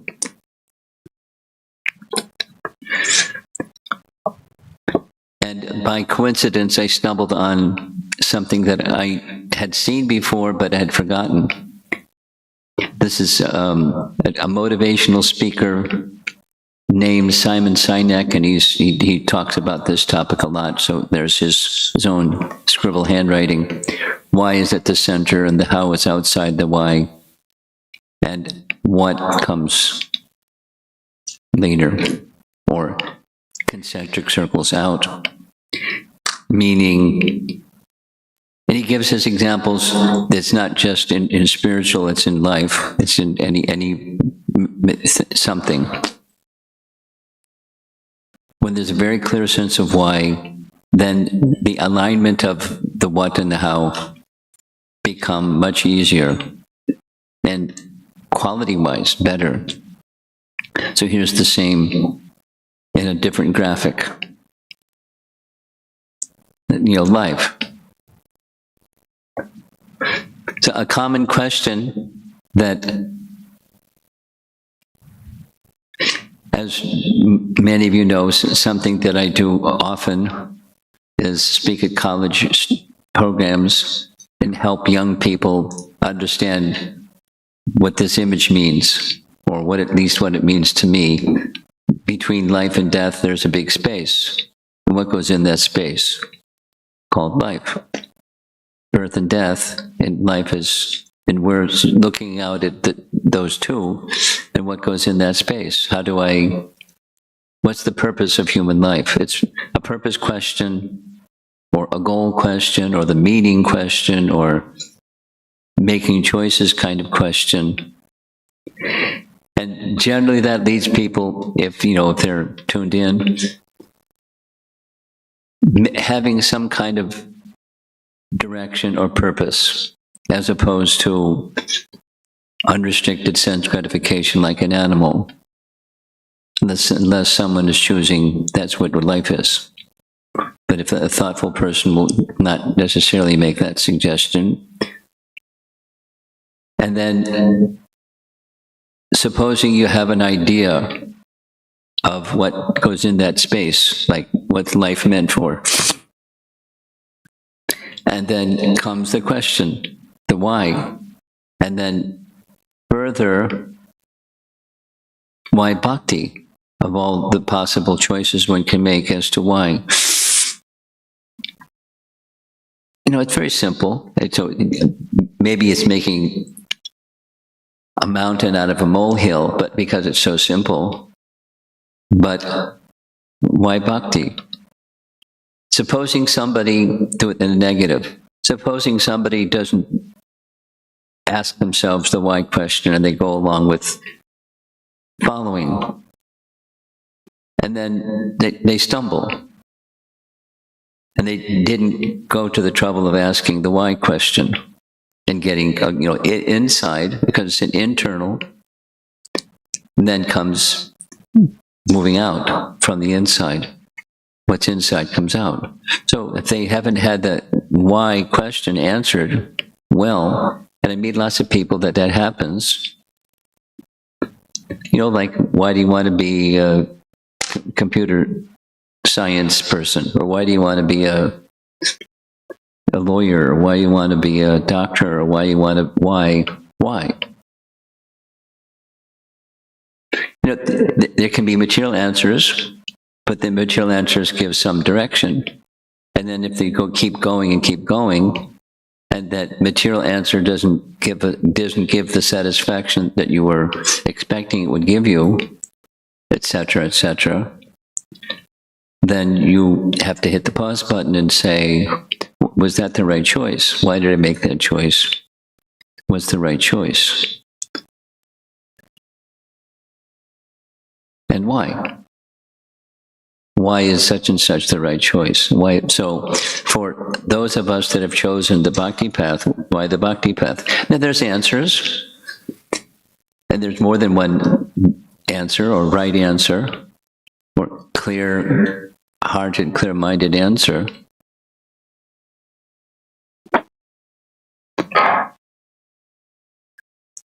It's a thoughtful approach as opposed to the blind following approach. You do because others are doing. That's why I do. That's what others are doing, and that's what I've been told. So then you ask the question, well, why is that what others are doing? Why is that? Not obsessive, but thoughtful. Why? So we'll go to what Rupa Goswami teaches about what the bhakti process is. It has, as we all know, it has 9 stages. Celebrated verse. We conducted the Madhurya Kandambani seminar, many parts. It's just expanding on what this verse says. From the beginning, Shraddha, and going up to the stage of Prema. And then steps in between, and how to move from one step to the next step. So one could say the why is, according to scripture, the best means of achieving prema is bhakti. And therefore that's the why, to achieve love. So here's the bhakti creeper that's growing. And what is it about, if supposing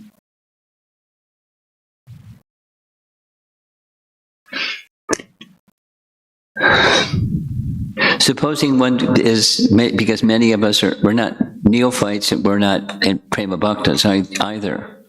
We're somewhere in between. So in order to be motivated and energized and spirited towards the goal of prema, what is it that's about prema? You know, it's notionally nice. Love. All you need is love. Do, do, do, do, do. All you need is love. And love means different things to different people. But, you know, it feels, at least notionally, and maybe emotionally, and maybe initially, it feels nice, but somehow that which people think is love doesn't end up in that same space. So what is it about love or prema, or that's really the attraction? Why do we do what we do? Why? So, and one answer, scriptural answer, is rasa. To make a connection with the object of love, because that's, in the language of Rupa Goswami, subject, object, and the relationship. So bhakti is the relationship, but the relationship with the object. And what's attractive about the mature stage of being in a relationship with the supreme object is bhakti rasa, or prema rasa, or the taste. And our scriptures give us ample explanation. Certainly Rupa Goswami's teaching gives us ample explanation. Vishwanath Chakravarti Thakur does. Our acharyas give us ample explanation that the absolute truth is rasa, rasa vaisaha. And one who experiences that rasa, that he is the reservoir of pleasure, the transcendentally blissful situation, it's a subset, it's included. So we were speaking, I like it's a nice topic, how to move from the focus of I want to be happy to the platform of love, that the object of love should become happy. And whatever that means, that's it.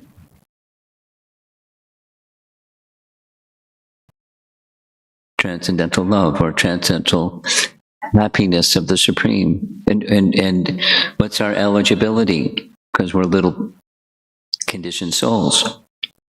Little covered conditioned souls, tiny covered conditioned souls. How can a little tiny covered conditioned soul give happiness to the Supreme?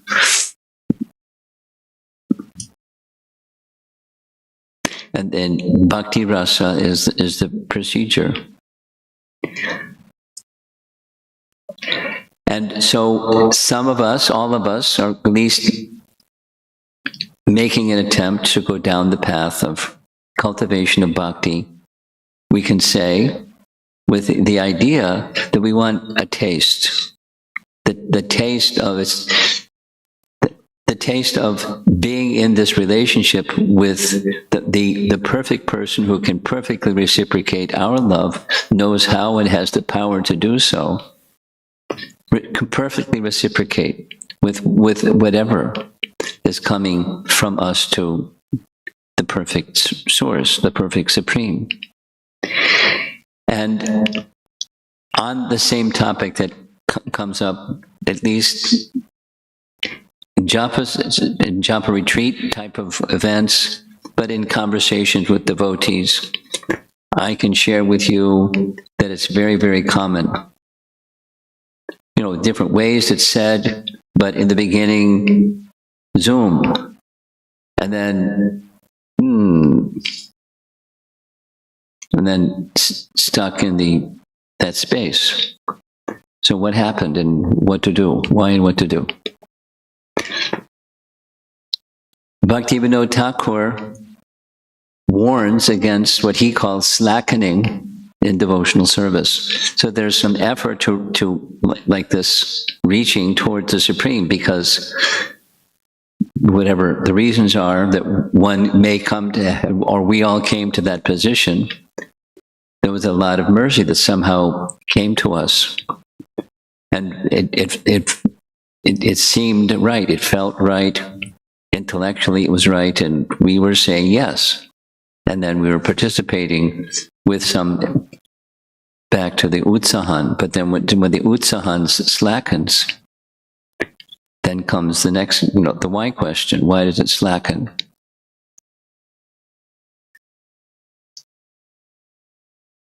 It's not a pleasant topic, but it happens.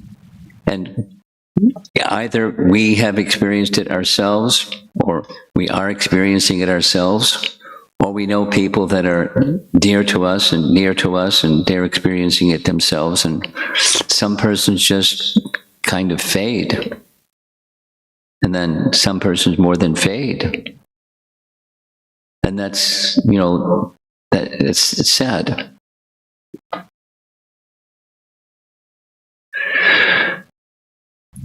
So there are things to do, Anukulyasa Sankalpa Pratikulyasya Varjanam. You're all familiar with those two principles of Sharanagati, or of full surrender. Accept things favorable, reject things unfavorable.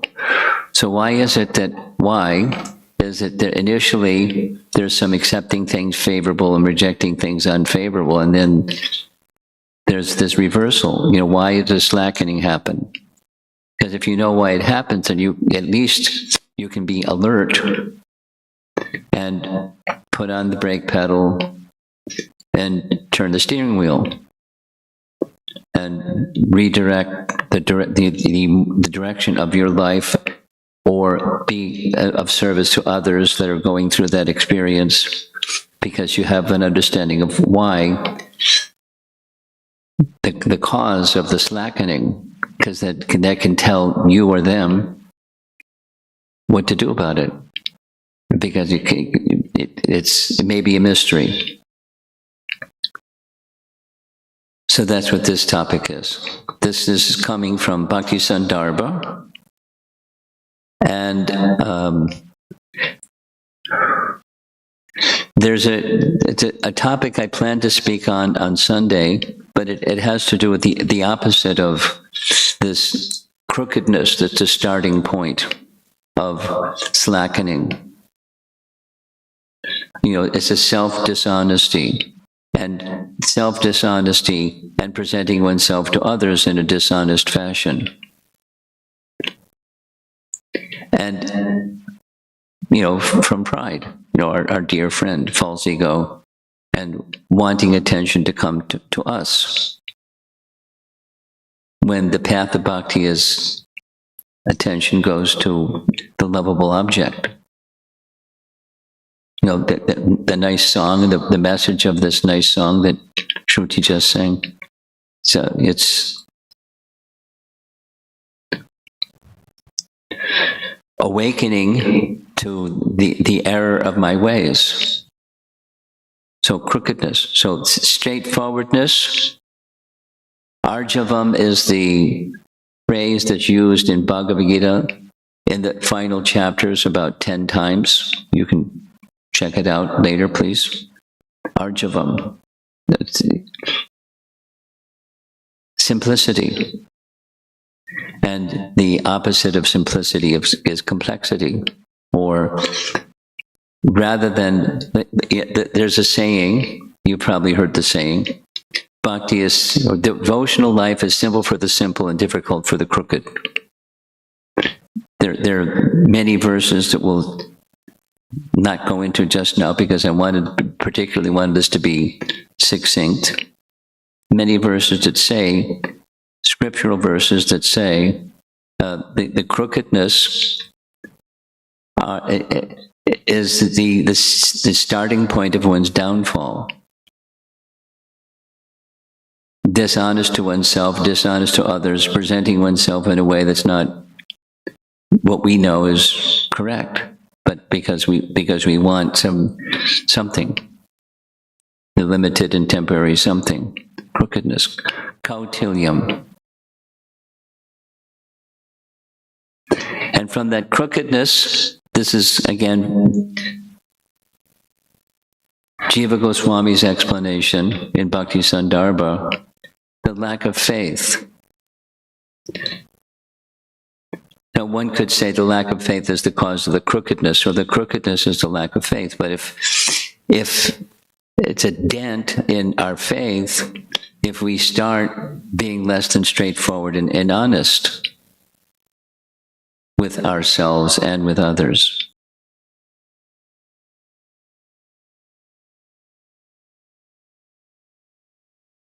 At least, we should have persons, a dear friend, or someone who we look up to, or our spiritual master, or senior Vaishnavas, or give any label, persons who we can come before, open our heart, and reveal anything, everything. Now, such persons may know already, even before we reveal, but they may not be touching that particular part of our heart because we didn't invite them in.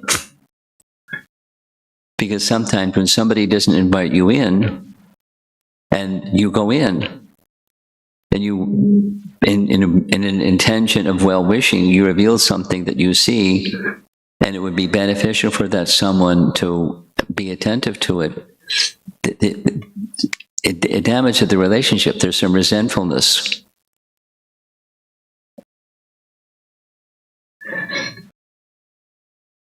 But in an assembly of Vaishnavas, it's good to have that straightforwardness. And as that straightforwardness is compromised, or the simplicity is compromised, and one becomes instead crooked, then comes this next step, lack of faith in what Scripture says. Like, a classic example is the glorifications of the holy name, and thinking that, oh, this glorification is there in the holy name, but how is it possible? Because, like, just for example, chanting sincerely one holy name, or once saying to Ramachandra, from this day forward I am yours, making some declaration, and then the path to the spiritual world is open for you. Like, that's an exaggeration, arthavad, thinking some statements in relation to the spiritual realm, or the process of devotional service, specifically chanting or anything. So it's just a statement of exaggeration. It's not really true. It's being said to prop us up so we can do something. So it makes some exaggeration. Not having faith. Eroding of faith in the devotees, the process, etc., etc. Then things start to become colored. We start cherry picking things that we like and leaving other things to the side because of faithlessness. And when that door opens, then there's another door. And that's the unfavorable things start to become attractive. And maybe things that we just left behind, we pick up again and think, there's something to this. Lack of focus on the objective. The personality of Godhead. Krishna is to be pleased. And then the next step, this is Jiva Goswami's explanation of the sequence of slackening, or more explicitly, falling from a vital, as opposed to something that's every day, and it grows and it grows and it becomes progressive. the opposite direction. It's not like a scare tactic. It's just the anatomy of going away from the goal, going away from the purpose of our life. And that's sad. And you know what to do when you're going through it, or you know someone that's going through it, and what to do. At least the anatomy is good to know. If you're going to be a physician to help someone that's got a disease, it's good to know what the disease is and how it comes about, and then you can have an understanding of the medicine or the cure and how to best administer it.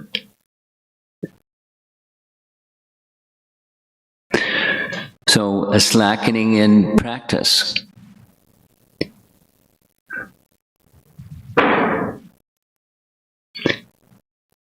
How many times? Many times. How many times when devotees take their vows of initiation, 100% sincerity is there. And about those persons who make that vow, how many, after some time, slacken for some reasons, aside from health or physical circumstances that are just limiting, but diminishing. It happens. It's not lovely, but it happens. So why did it happen? You go back up the chain.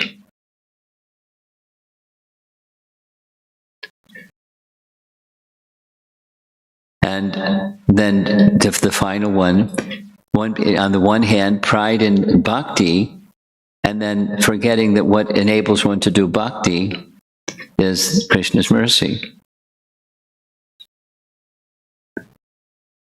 So one solution is just don't be successful in bhakti. Because when you get successful in bhakti, you sang so nicely.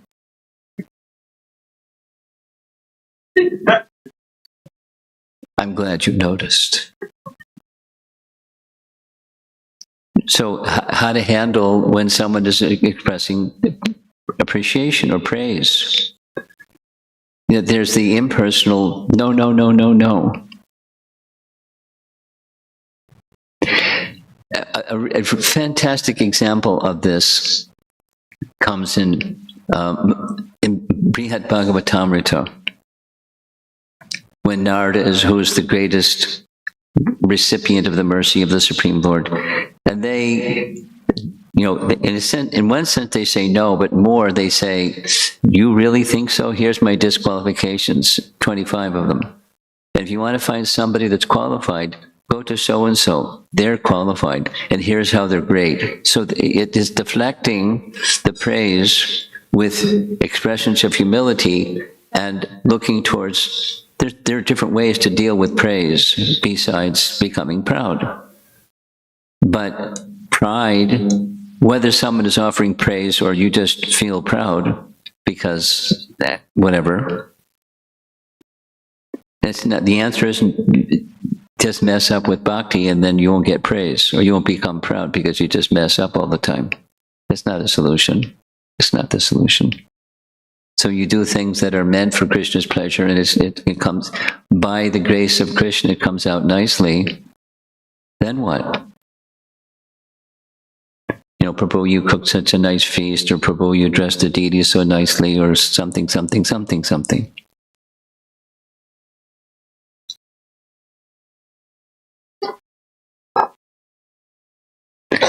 It's wanted to extend appreciation to devotees, a devotee or devotees, or whatever.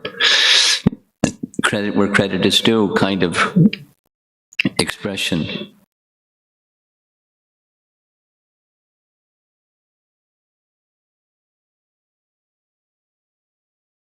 And then comes pride, when that credit is given.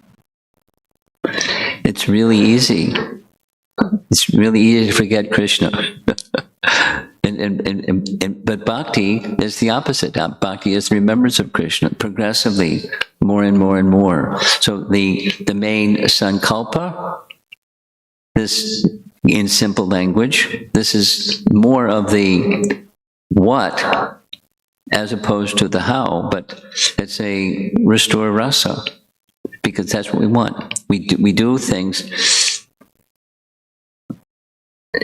let's say, you know, in a family, just take that unit. It's nice to have cordial dealings in a community, or loving dealings within a family, and sometimes it's not always like that. But we want that the attractiveness in a relationship, family or otherwise, is rasa. And ultimately, that's our relationship with Krishna as well.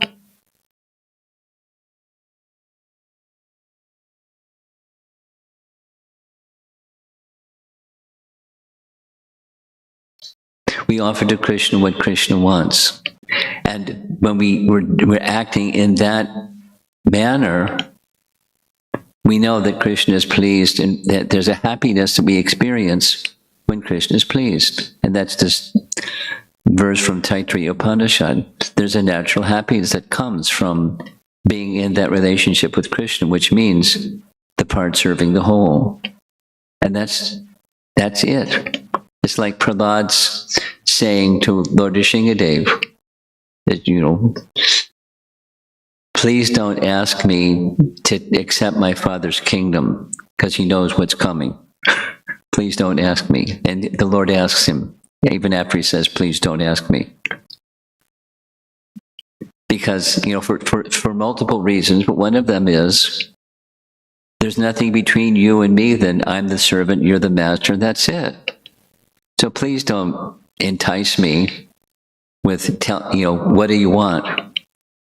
I just want, there's nothing else between us, that you're the master, I'm the servant, that's it. So you indicate to me what you want, so that he did. I want you to rule their father's kingdom.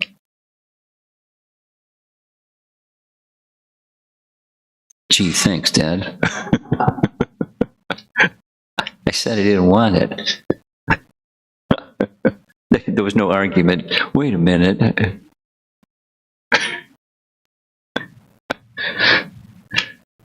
And it's nice. Then Lord Nrsimhadev said,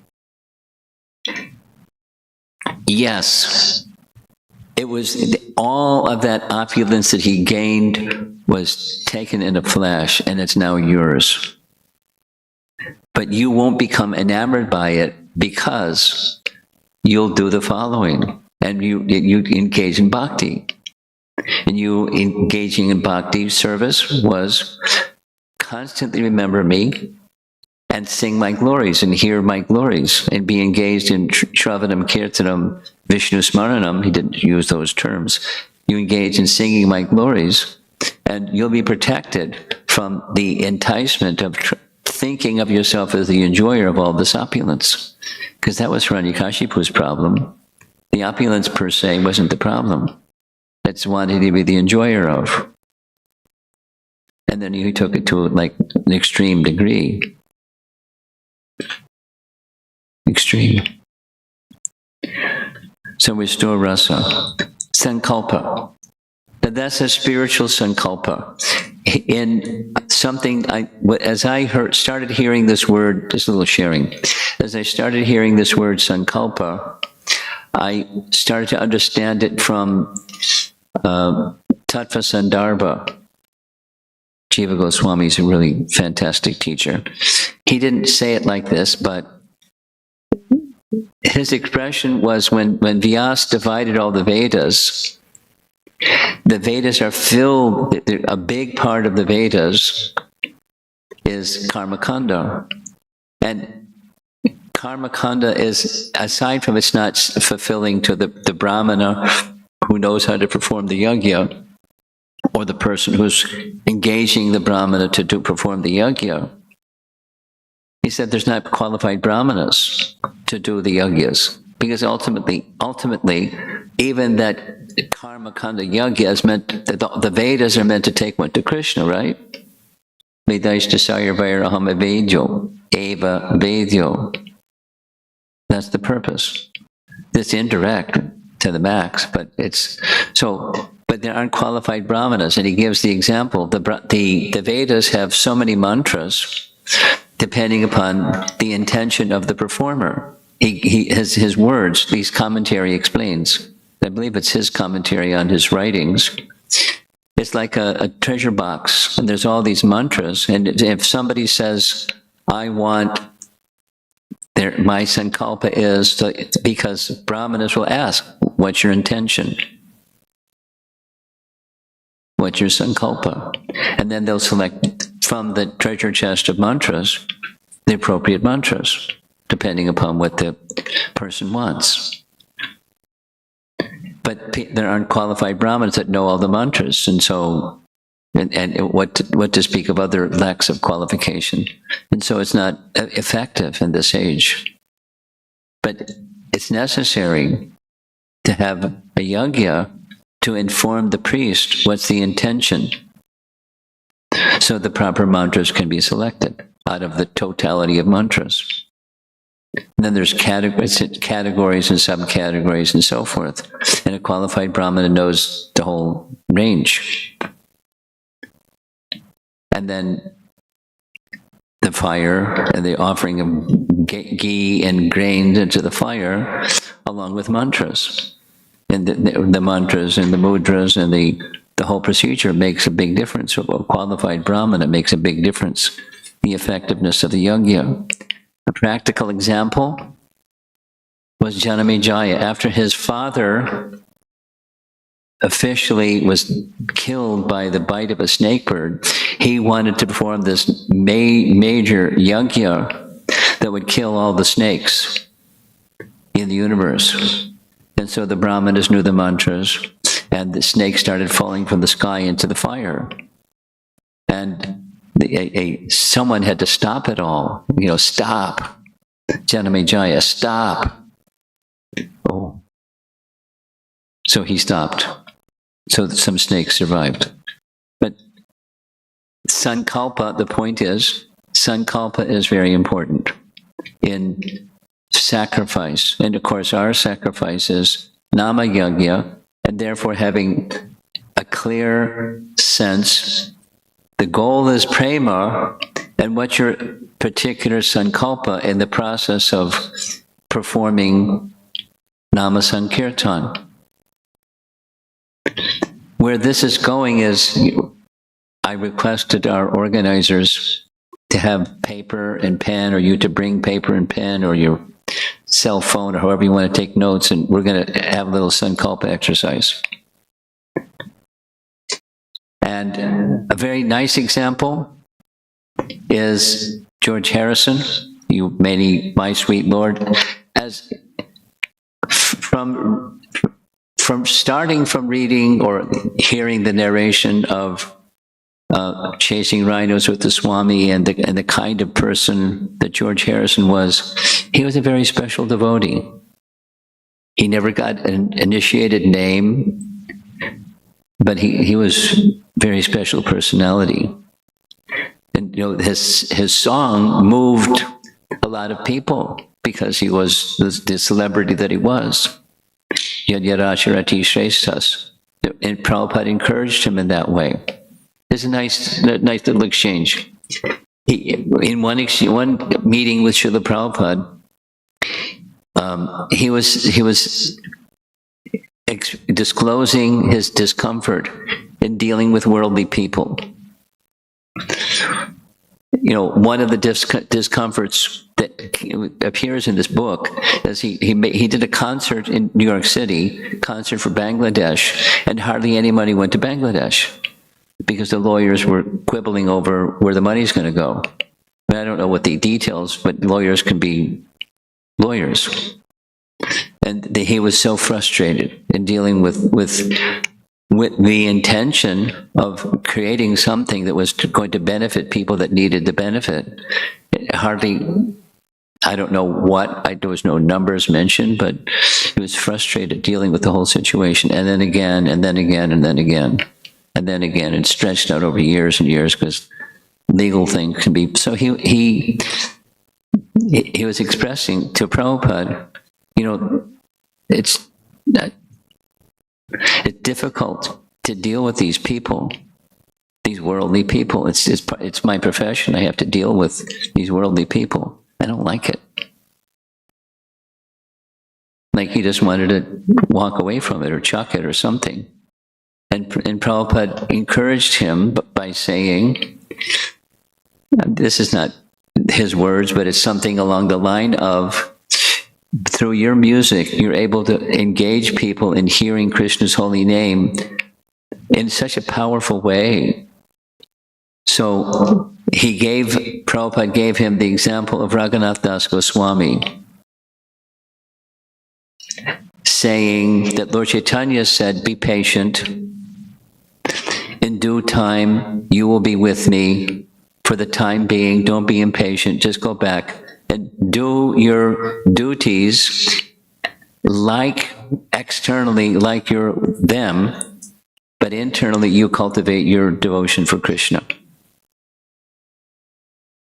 So that's what he did. And this is one of his products, my sweet Lord.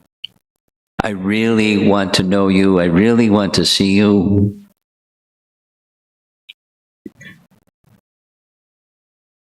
And it moved a lot of people. Just a little bit of sharing. Some of you know one of the things that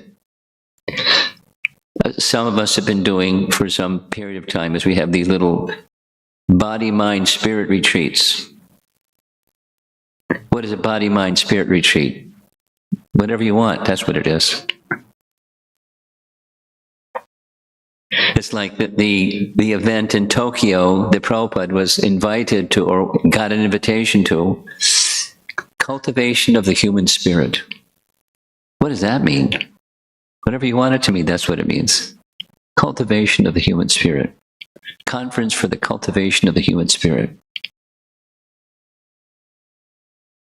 Body, mind, spirit. So one of the persons that attended the body, mind, spirit retreat, new person, but he was in conversations, he expressed his attraction to George Harrison and his affinity for Krishna Bhakti came from George Harrison. He wanted to know more about George Harrison and, what kind of a person was he, and, he was inspired by him. And, here's what's inspired him. So, what asked George, what inspires you?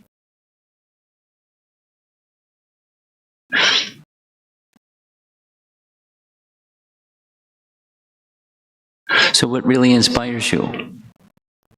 That's the sankalpa. This is the last little image.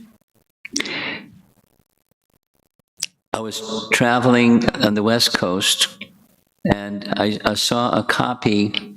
This is a book written by Yogeshwar Prabhu, because he also spent some time with George Harrison. And one devotee, Kankadasi, pointed out, she's a god sister, see this ring? She held up the cover of the book. See the ring that George is wearing on his right hand? He said, that's a ring that Prabhupada gave him. From the day that Prabhupada gave it to him, he was always wearing it. It looks really serious. He has, different hairstyles, different times. He was exchanging externals, but the internal was always moving according to his sankalpa. So this is a little bit of time. I'm going to pause and invite you all to do something that the purpose of this little time together is for you to focus for tomorrow's japa, 64-round day, we call it conventionally, but it can be 108, it can be 32, it can be whatever you want it to be. But we call it 64-round day.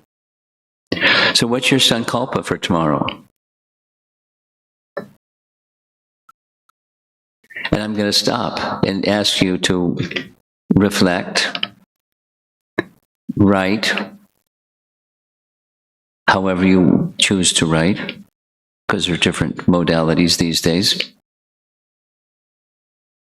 And then we're going to invite you to chant along with Srila Prabhupada as Prabhupada is chanting the Hare Krishna mantra. So this is the application preview. Is it clear?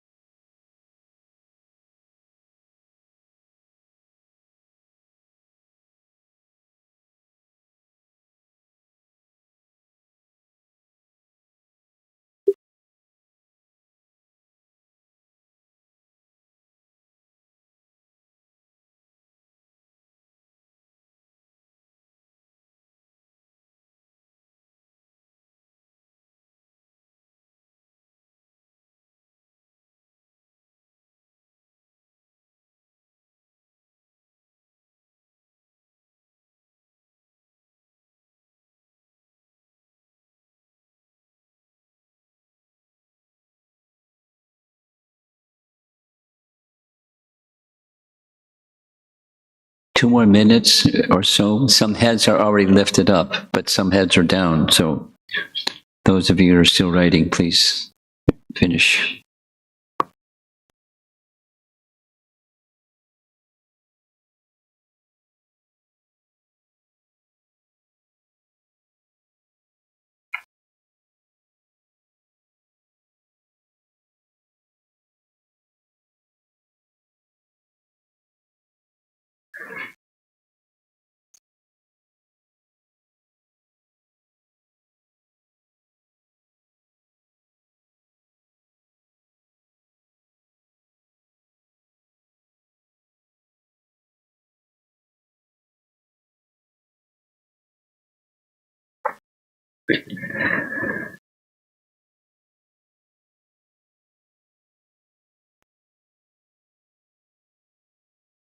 The plan, to conclude, the plan is to listen for 10 minutes, timed.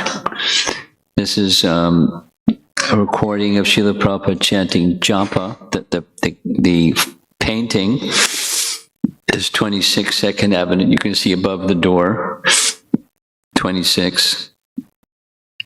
And the recording, I was told by Nayana Baram, my godbrother, that this was at 61 Second Avenue across the street in a little loft space because it was larger. And how did Nayana Baram know? 'Cause he was there for the recording, and around 3 minutes plus a few seconds, you'll hear Prabhupada pause, and in a stern voice he says, "Sit properly." And Nayana Baram said it was me he was talking to. His claim to fame. He said I was seated like a sack of potatoes, leaning against the altar near Prabhupada, and Prabhupada was looking at him and then looked at him again and finally said. So he learned a lesson, sit properly. And it's a good lesson for our 64 round day, or any time you're engaged in devotional activity, especially chanting. Sit with your back straight. One of the statements about Bhakti Siddhanta is, and look at the photographs. His posture was fantastic. I find, because I sit at a desk, it's regularly down. Okay, so here's the recording. For some reason, Prabhupada is chanting at variable speeds, but mostly very swiftly. And I don't chant this fast, but you practice, I've done this, you practice chanting with Prabhupada, and somehow the pace picks up just by chanting with Prabhupada.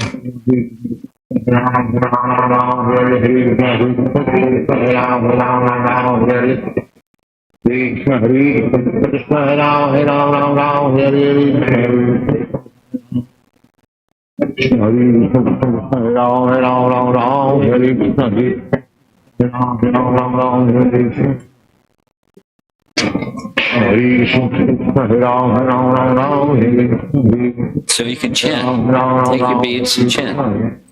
And you just Hare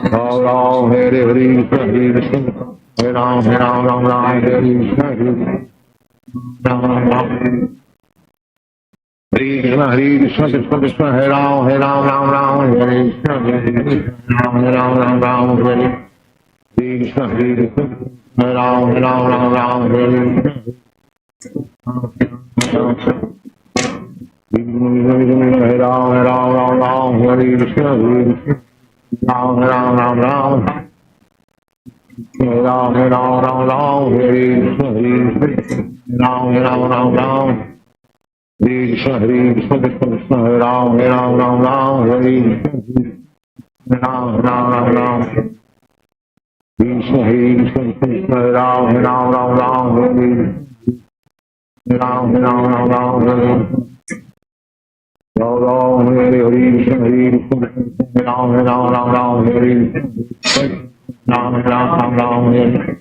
Hare Krishna, Hare Ram, Ram Ram, Hare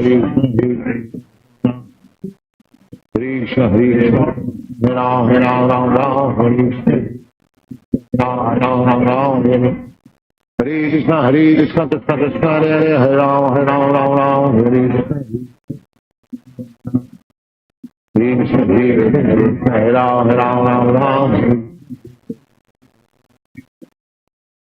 Hare Krishna, Hare Ram,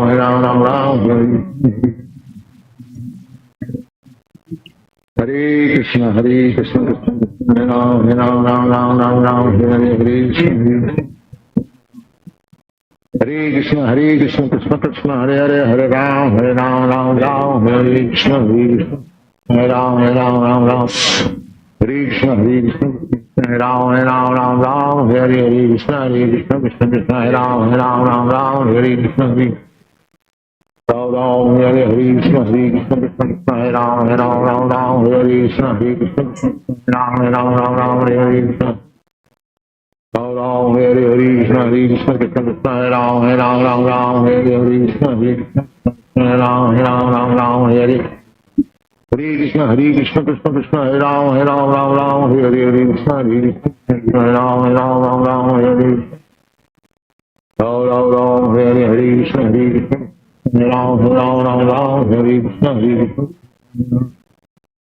Hare Krishna, Hare Krishna, Hare Ram, Hare Krishna, Ram, Hare Krishna, Hare Krishna, Hare Ram, Hare Krishna, Ram, Hare Krishna, Hare Krishna, Krishna Krishna, Hare Ram, Hare Krishna, Hare Krishna, Hare Ram, Hare Krishna, Hare Krishna, Hare Ram. Sit properly. Ram, Hare Krishna, Hare Ram, Hare Krishna, Hare Ram, Hare Krishna, Hare Krishna, Krishna Krishna, Hare Ram, Hare Krishna, Hare Ram, Hare Krishna, Hare Krishna, Krishna Hare Ram, Hare Krishna, Hare Ram, Hare Krishna.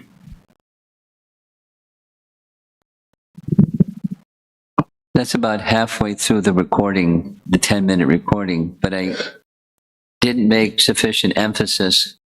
The purpose of the Sankalpa exercise and then having a chanting session right after is, while chanting, stay focused on the purpose, the Sankalpa, the intention.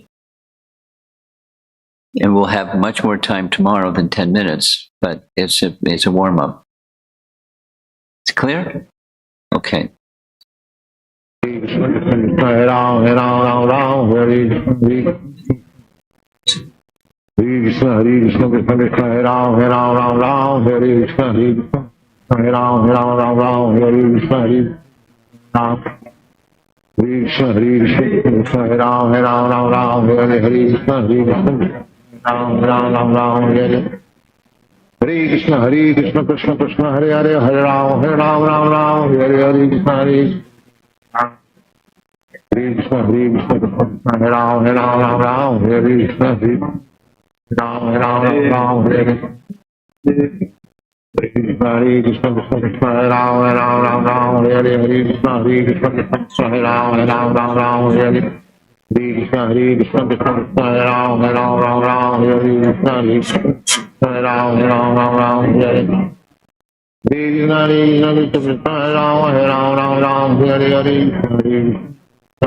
Hare Ram, Hare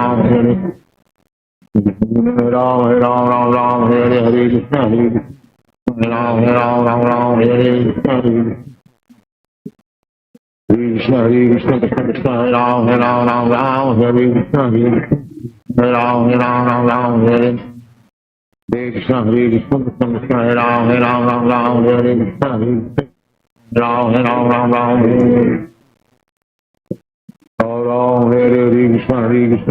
Hare Ram, Hare Ram, Hare Krishna, Hare Krishna, Hare Ram, Hare Krishna, Hare Ram, Hare Krishna, Hare Krishna, Krishna Krishna, Hare Ram, Hare Krishna, Hare Krishna, Hare Krishna, Krishna Krishna, Hare Ram, Hare Krishna, Hare Ram, Hare Ram, Ram Ram, Hare Hare. Ram, Hare Hare Krishna, Hare Krishna, Hare Ram, Hare Ram, Ram Ram, Hare Hare. Ram, Hare Ram, Ram Ram, Hare Hare. Hare Krishna, Krishna Krishna, Hare Ram, Hare Ram, Ram Ram, Hare Hare. Ram, Hare Ram, Ram Ram, Hare Hare. Hare Ram, Hare Ram, Ram Ram, Hare Hare. Krishna, Krishna. Ram, Hare Ram, Ram Ram, Hare Hare. Krishna, Krishna Krishna, Hare Ram, Hare Ram, Ram Ram, Hare Hare. Ram, Hare Ram, Ram Ram, Hare Hare. Krishna, Ram, Hare Hare, Krishna, Krishna Krishna, Hare Ram, Hare Ram, Ram Ram, Hare Hare. Krishna, Krishna. Ram, Hare Ram, Ram Ram, Hare Hare. Krishna, Krishna, Krishna Krishna Krishna, Hare Ram, Hare Ram, Ram Ram, Hare Hare. Krishna, Krishna. Ram, Hare Ram, Ram Ram, Hare Hare. Krishna, Krishna Krishna Krishna,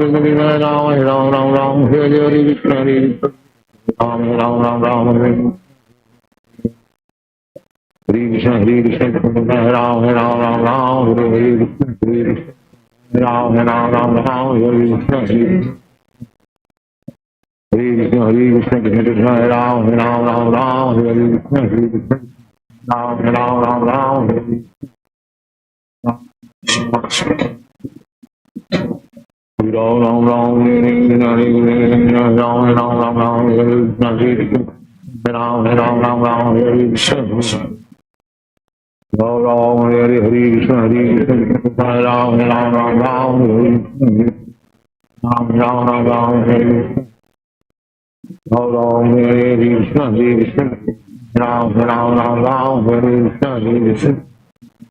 Ram, Krishna, Krishna Krishna Krishna, Hare Ram, Hare Ram, Ram Ram, Hare Hare. Ram, Ram. Hare Ram, Hare Ram, Ram Ram, Hare Krishna, Hare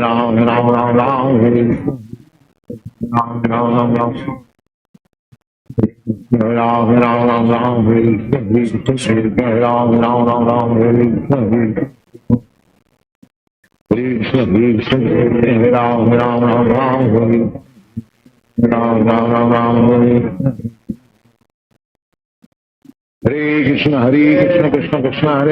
Ram, Hare Ram, Ram Ram, Hare Ram, Hare Krishna, Hare Ram, Hare Ram, Ram Ram, Hare Krishna. Ram, Ram Ram Ram.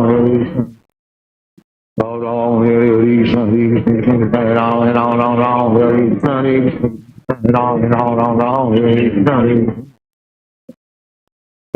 Hare Krishna. Hare Ram, Hare Ram, Ram Ram, Hare Krishna, Hare Krishna, Krishna, Hare Ram, Hare Ram, Ram Ram, Hare Krishna.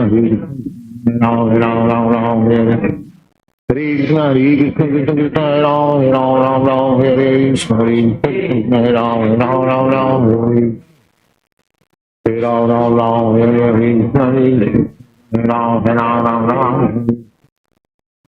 Ram, Ram, Hare Krishna, Krishna, Hare Ram, Ram Ram, Hare Krishna, Hare Ram, Ram Ram, Hare Krishna, Krishna, Krishna Krishna, Hare Ram, Ram, Hare Krishna, Hare Ram, Ram, Hare Krishna, Krishna Krishna Krishna, Hare Ram, Ram, Hare Krishna, Hare Ram, Ram, Hare Ram, Hare Krishna, Hare Ram,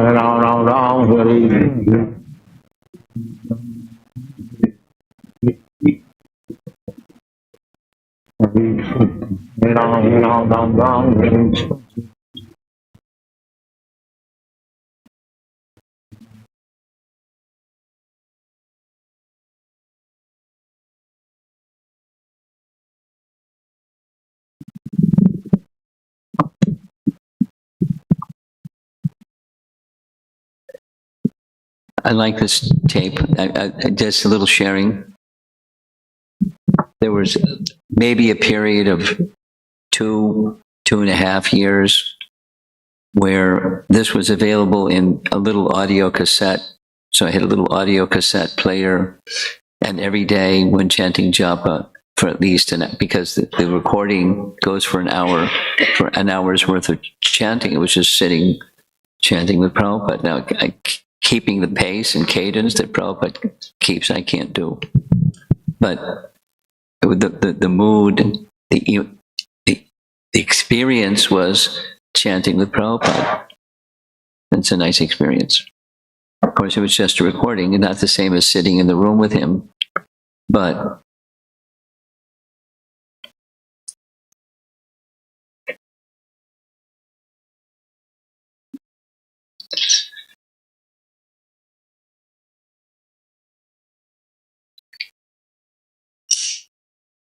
so we've gone for an hour and a half.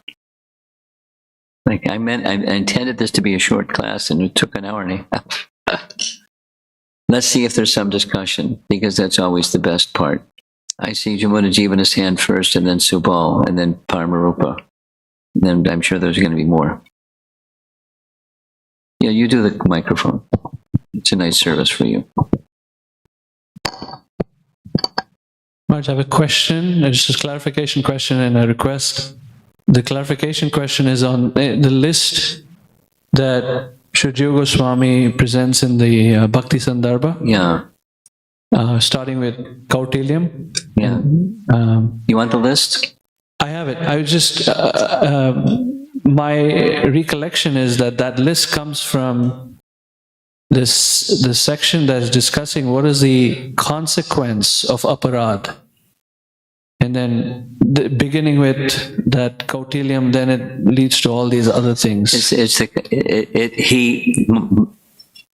I reviewed it recently, and it's not specifically the consequence of offense. There may be another place where that's listed that I'm not connecting with, but it's in relation to the cause of fall down. You know, the Adau Shraddha is the steps in rising, and then if you're rising, how and what are the circumstances under which one can fall, or slacken or diminish? No, there may be more than one place, but that's my research. Two references that come to my mind is one is in Japa book. I think in the very beginning, this list is given as consequence of Namaparad. Okay. And then in you had presented It could very well be that it's a list from that Jiva Goswami drew and didn't say where it's from, and that where it's from is the consequence of aparad. But that's not where that's at least the context that I'm familiar with. The request, Maharaj, is that clip of Prabhupada earlier this morning that stuck with me about chanting. Don't just chant whimsically Krishna Krishna Ram Ram Ram like that, and chant with priti. And then it sounds like that's what he was doing. This recording. Huh? Oh yeah, it sounds. Yeah. Because he was chanting swiftly. Yeah. And recording, knowing that others are going to hear the recording. I was just wondering if I could get a copy of that. Which one? Of Prabhupada saying, "Here, I can give you a copy." Chant. This one. This one I have. Yeah. Sit properly. It's online. You just go sit properly, Prabhupada, and you get it. That's where I got it. But the other one, you send me a text message and I'll send it to you. Just because I don't remember everything. Subal. Sure, Swami, same. Welcome back, by the way. Have a nice Rath Yatra. Yes, it was very nice. Oh, good. Thank you. Flight delay so many times, but I'm here. Okay, welcome. The same slide, the Bhakti Sandarbha 1, 2, 3. Yeah. The context in which you were presenting that slide was on this why. Yes. And I was trying to understand the connection. So it starts. It starts with it's where it starts, and then there's a sequence. The why is cheating. One stops being faithful and honest, and one becomes crooked and a cheater. Oh, okay. No, it's not that the one below is the why the one on the top. No, it's not like that. It's each one. The slide was saying slackening, and that's a phrase that Bhakti Vinod Thakur liked. Slackening and submission is a phrase that he used. So what's the cause? Why? Now, I have so many questions about that list. Specifically, one that struck me was the first one of dishonesty, Crookedness. and out of pride. Mostly out of pride. Yes. That's commentary. It's not what Jiva Goswami wrote. Okay. I was thinking, the part when you act or present yourself dishonestly out of shame, or sometimes even out of... it's covering up. Yeah, but sometimes you may cause a lot of harm. Yeah. If you present the straightforward thing. I'm thinking situations like that. So then this is a matter of being a cultured person.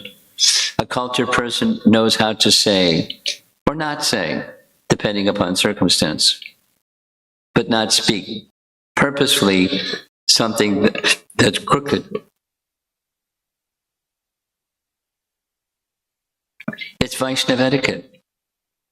And, etiquette is the ornament of someone who's Krishna conscious or cultured.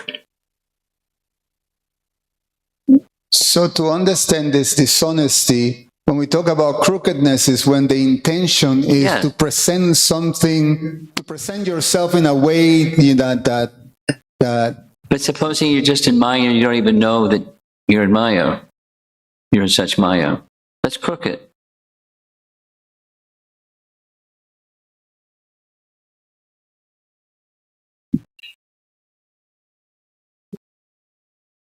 It's ignorance. There's degrees, of course, in flavors. Paramarupa. Maharaj, I wanted to check whether the points that were expressed for slackening, are they going in sequence? Yes, yes, they're sequential. Then the last two were expressed as laziness in performance of bhakti, and then that is followed by taking pride in the performance of bhakti. Yeah. So that means that one is lazy at the same time one is getting puffed up about. Yeah. So, it's let's go back to the starting point. It's crookedness. And then there's degrees. It's like go the other direction. The bhakti process starts with faith, and then there's degrees of faith. And the degrees of faith have different labels. But, it permeates bhakti that becomes elevated. And crookedness pervades the bhakti that becomes corrupted.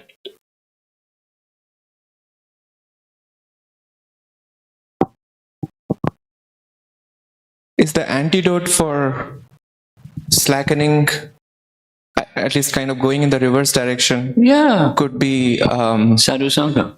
Yes. Cultivating feelings of gratitude towards those who are... But then that's in the association of those who are. Mm-hmm. And then you serve those who are. Mm-hmm. We're all diseased. How do you get well? You go to a doctor. And you listen to the doctor with faith. Just thinking, actually, the way the world is operating today, I think with time, I think this whole machine learning advancement is reaching a status where a machine can be fully trained in all the scriptures, and then one can pretty much depend on those machines for getting the answers, and then the role of a devotee will diminish over a period of time, and therefore the opportunity to express... Not for real sadhus. You can't, the machine can't replace the sadhu. Nice try.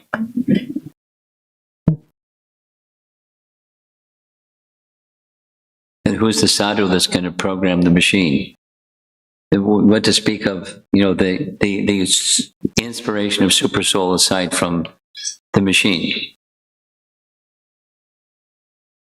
Nice try. And who knows if they may try for something like that and say, na na na na na na. Just get one of our machines. You guys want to be spiritual? So Thank you very much.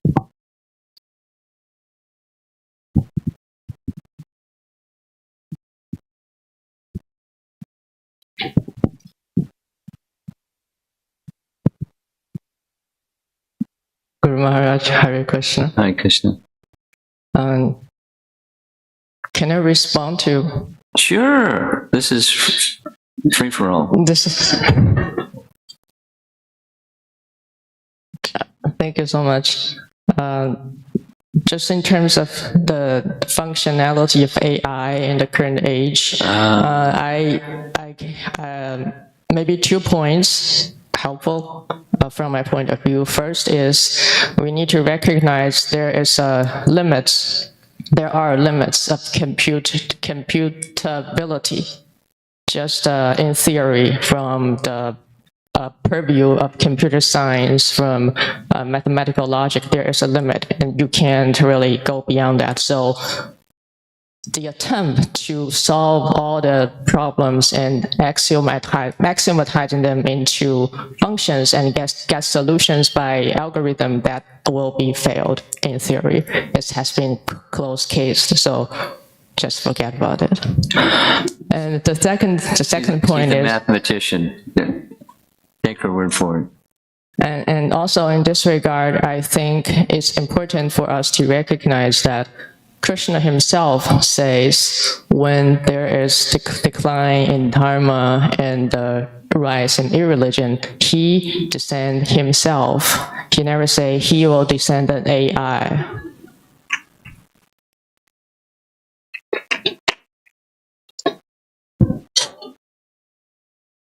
Case closed. Something else. You got everybody laughing. This is more related to our lecture today, and I really appreciate that you bring up this very thoughtful topic as always, and I'm prompted to share something personal in this regard. I first began to consciously recognize the importance of asking why I think it's around when I was a second year or third year in my undergraduate study. And that was the time when top universities in the world start to do their open course programs, which means they post the pre-recorded classroom lectures on the internet and make it available to the global audience. And I remember one of the most popular course at that time was Harvard Justice course. Really? Yeah, and it's not my main field of interest, but I still watched a few lectures. And I remember one of the lecture is titled Mind Your Motive, where the professor introduced the philosophy of Kant to the discussion of justice. What is the right thing to do? And Kant thought the moral worth of an action depends on the motive of the action. It's not enough to for an action to be morally worthy just because it conforms to the moral laws. It's that the important thing is to do the right thing for the right reasons. And Kant believed that the only motive which confirms the moral worth of an action is the motive of duty. which means you do for the sake of morality itself, or you for cultivate reverence to morality. And the opposing motives would be all those motives that having something to do with inclinations, which means those things that emerges from pleasures and pains, loss and gains, likes and dislikes. Subal, you're paying attention. Your question is being answered right now. Go ahead. And then, thank you. And then, can't believe that so far we act on these inclinations. We are obeying something that we have not chosen or created ourselves, something that beyond us is imposed upon us. And this is basically on the same level as lower animals, or even in unanimated physical objects that obey the laws of nature. And interesting. His law class, huh? His belief is this capacity to isolate the opposing motives and choose the right motive is what gives human life its dignity. And he says, respecting human dignity means we see people as not just as means, but also as ends in themselves, and not using people for not using people as means, even for good ends. And I didn't become a fan of Kant, but I found his proposal very appealing, and I tried to mold my thinking process pretty to this philosophy of mind your motive and respecting human dignity. And later I came to the US and came across devotees in Krishna consciousness. And I see that this proposal of Kant really achieve their perfection in the philosophy of Krishna Bhakti. And as I looking at it today, I feel this purpose of asking why will become more and more integrated in our words, thoughts, and deeds culture. As our sadhana becomes more and more mature. Just like Arjuna, he chose to fight because Krishna wanted him to fight, and Nanda Maharaj chose to stop Indra Puja and do the Govardhan Puja just because Krishna wanted. And I feel that purpose of asking why, this asking of why really is a doorway for us to enter into the very colorful, playful, delightful spiritual reality. Subal?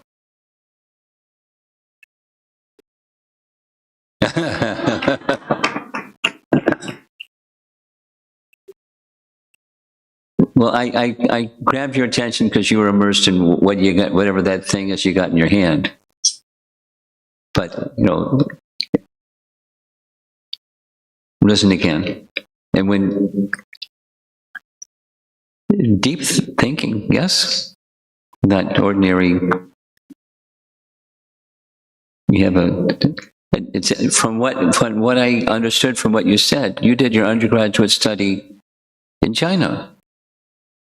I didn't know that. I thought so. You did your graduate study here. I did my undergrad in Beijing, and later on went to US for graduate study. And your English in Beijing was adequate to hear a Harvard professor speak on this topic. Sufficient. It's okay. It was okay. Okay.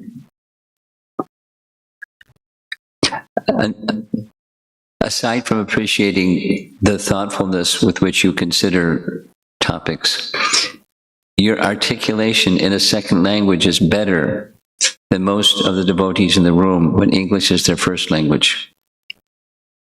Very clear. I don't need a hearing aid when I hear you. Your articulation is very easy to follow. The thought process, connect the dots, is you have to listen very carefully, but very thoughtful. Someone else.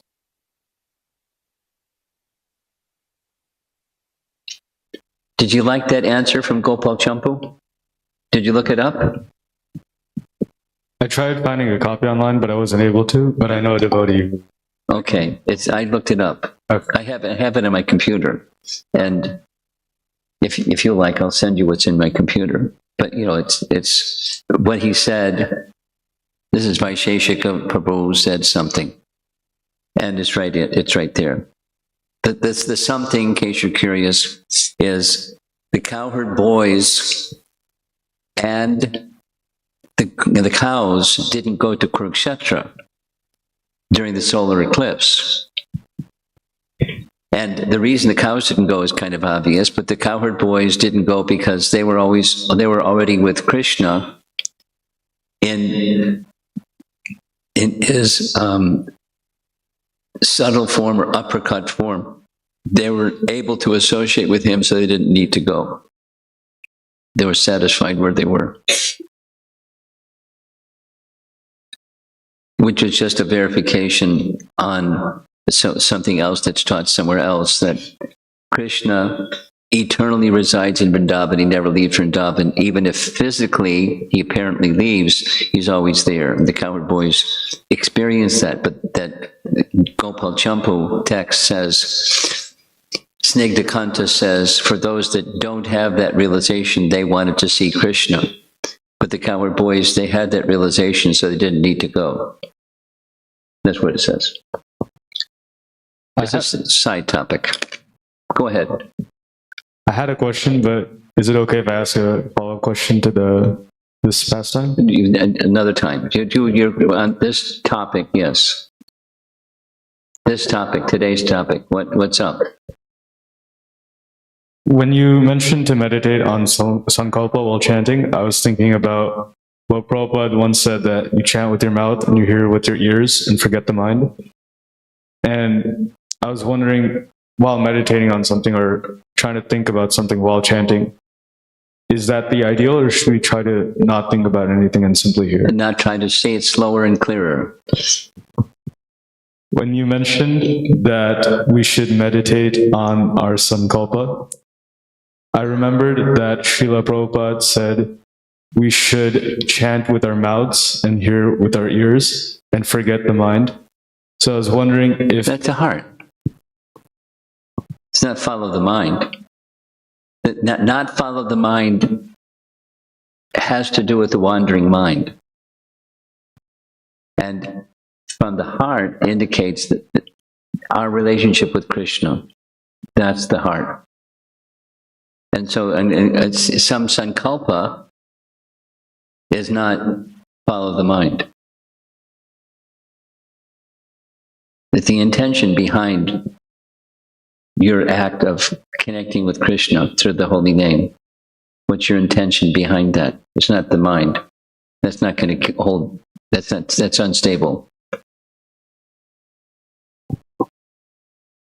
It'll help stabilize the mind. If your purpose is clear. Again, what's the function of purpose? It's stay focused. On what?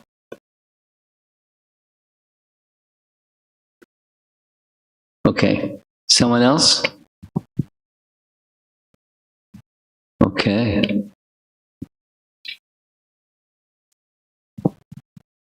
What's our cutoff time? Premananda? Huh? 6 o'clock. Okay. Hare Krishna Maharaj. Every day I sit with Hari to chant, and he has this question: why do we have to chant every day? So I wanted to ask, how can we explain to the kids why it is important to chant every day? If you could please help me. I'm not used to answering questions of kids. Why does he brush his teeth every day? He asked that one too, huh?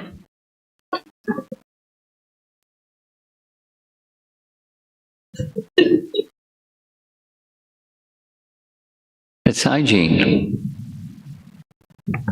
And the heart, similarly. So it's for the heart, from the heart, and that's why every day, because the heart it's taken a long time for the heart to become covered or polluted or contaminated or infected, and it takes time to cure a disease. So every day, because that's the doctor's prescription every day. We brush our teeth every day. It's hygiene. You take a bath every day. You don't like some days, and I don't feel like taking a bath today, so I don't take a bath today because I don't feel like it. I'll take a bath when I feel like it. Thanks, Mom. No, every day. It's hygiene. It promotes condition of health. And so the spiritual health, every day. And then when you're healthy, then it's not a matter of you do it because it's healthy. You do it for a different reason. It's relationship.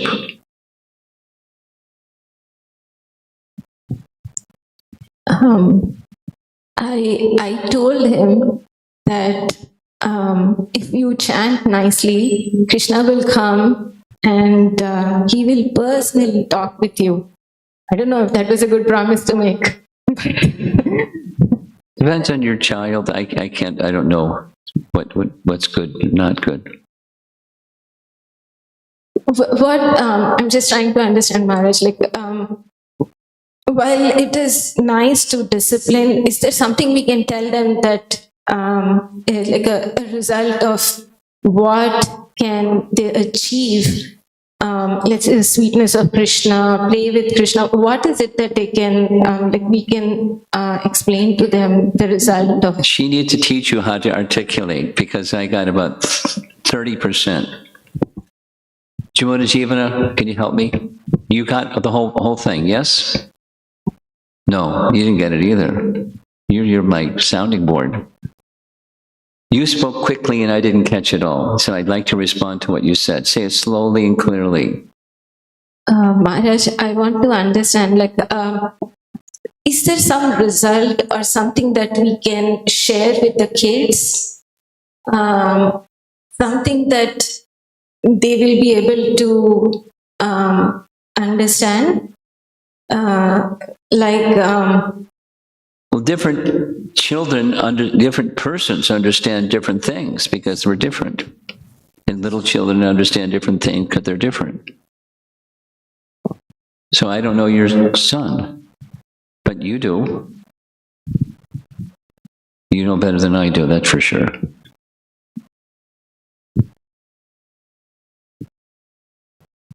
Maharaj. Ask your husband. I don't know your son well enough to know what, what's going to work and what's not going to work. Or other parents, you can ask other parents if you're on a particular issue, because you can't have somebody standing by your side all the time. So to evaluate with wisdom, and you ask him, ask your son, tell me what you've understood. Or help me understand what you've understood. Okay, I mean, it's relationship. Okay, there's 3 minutes left. We're going to end it. Srila Prabhupada ki jai.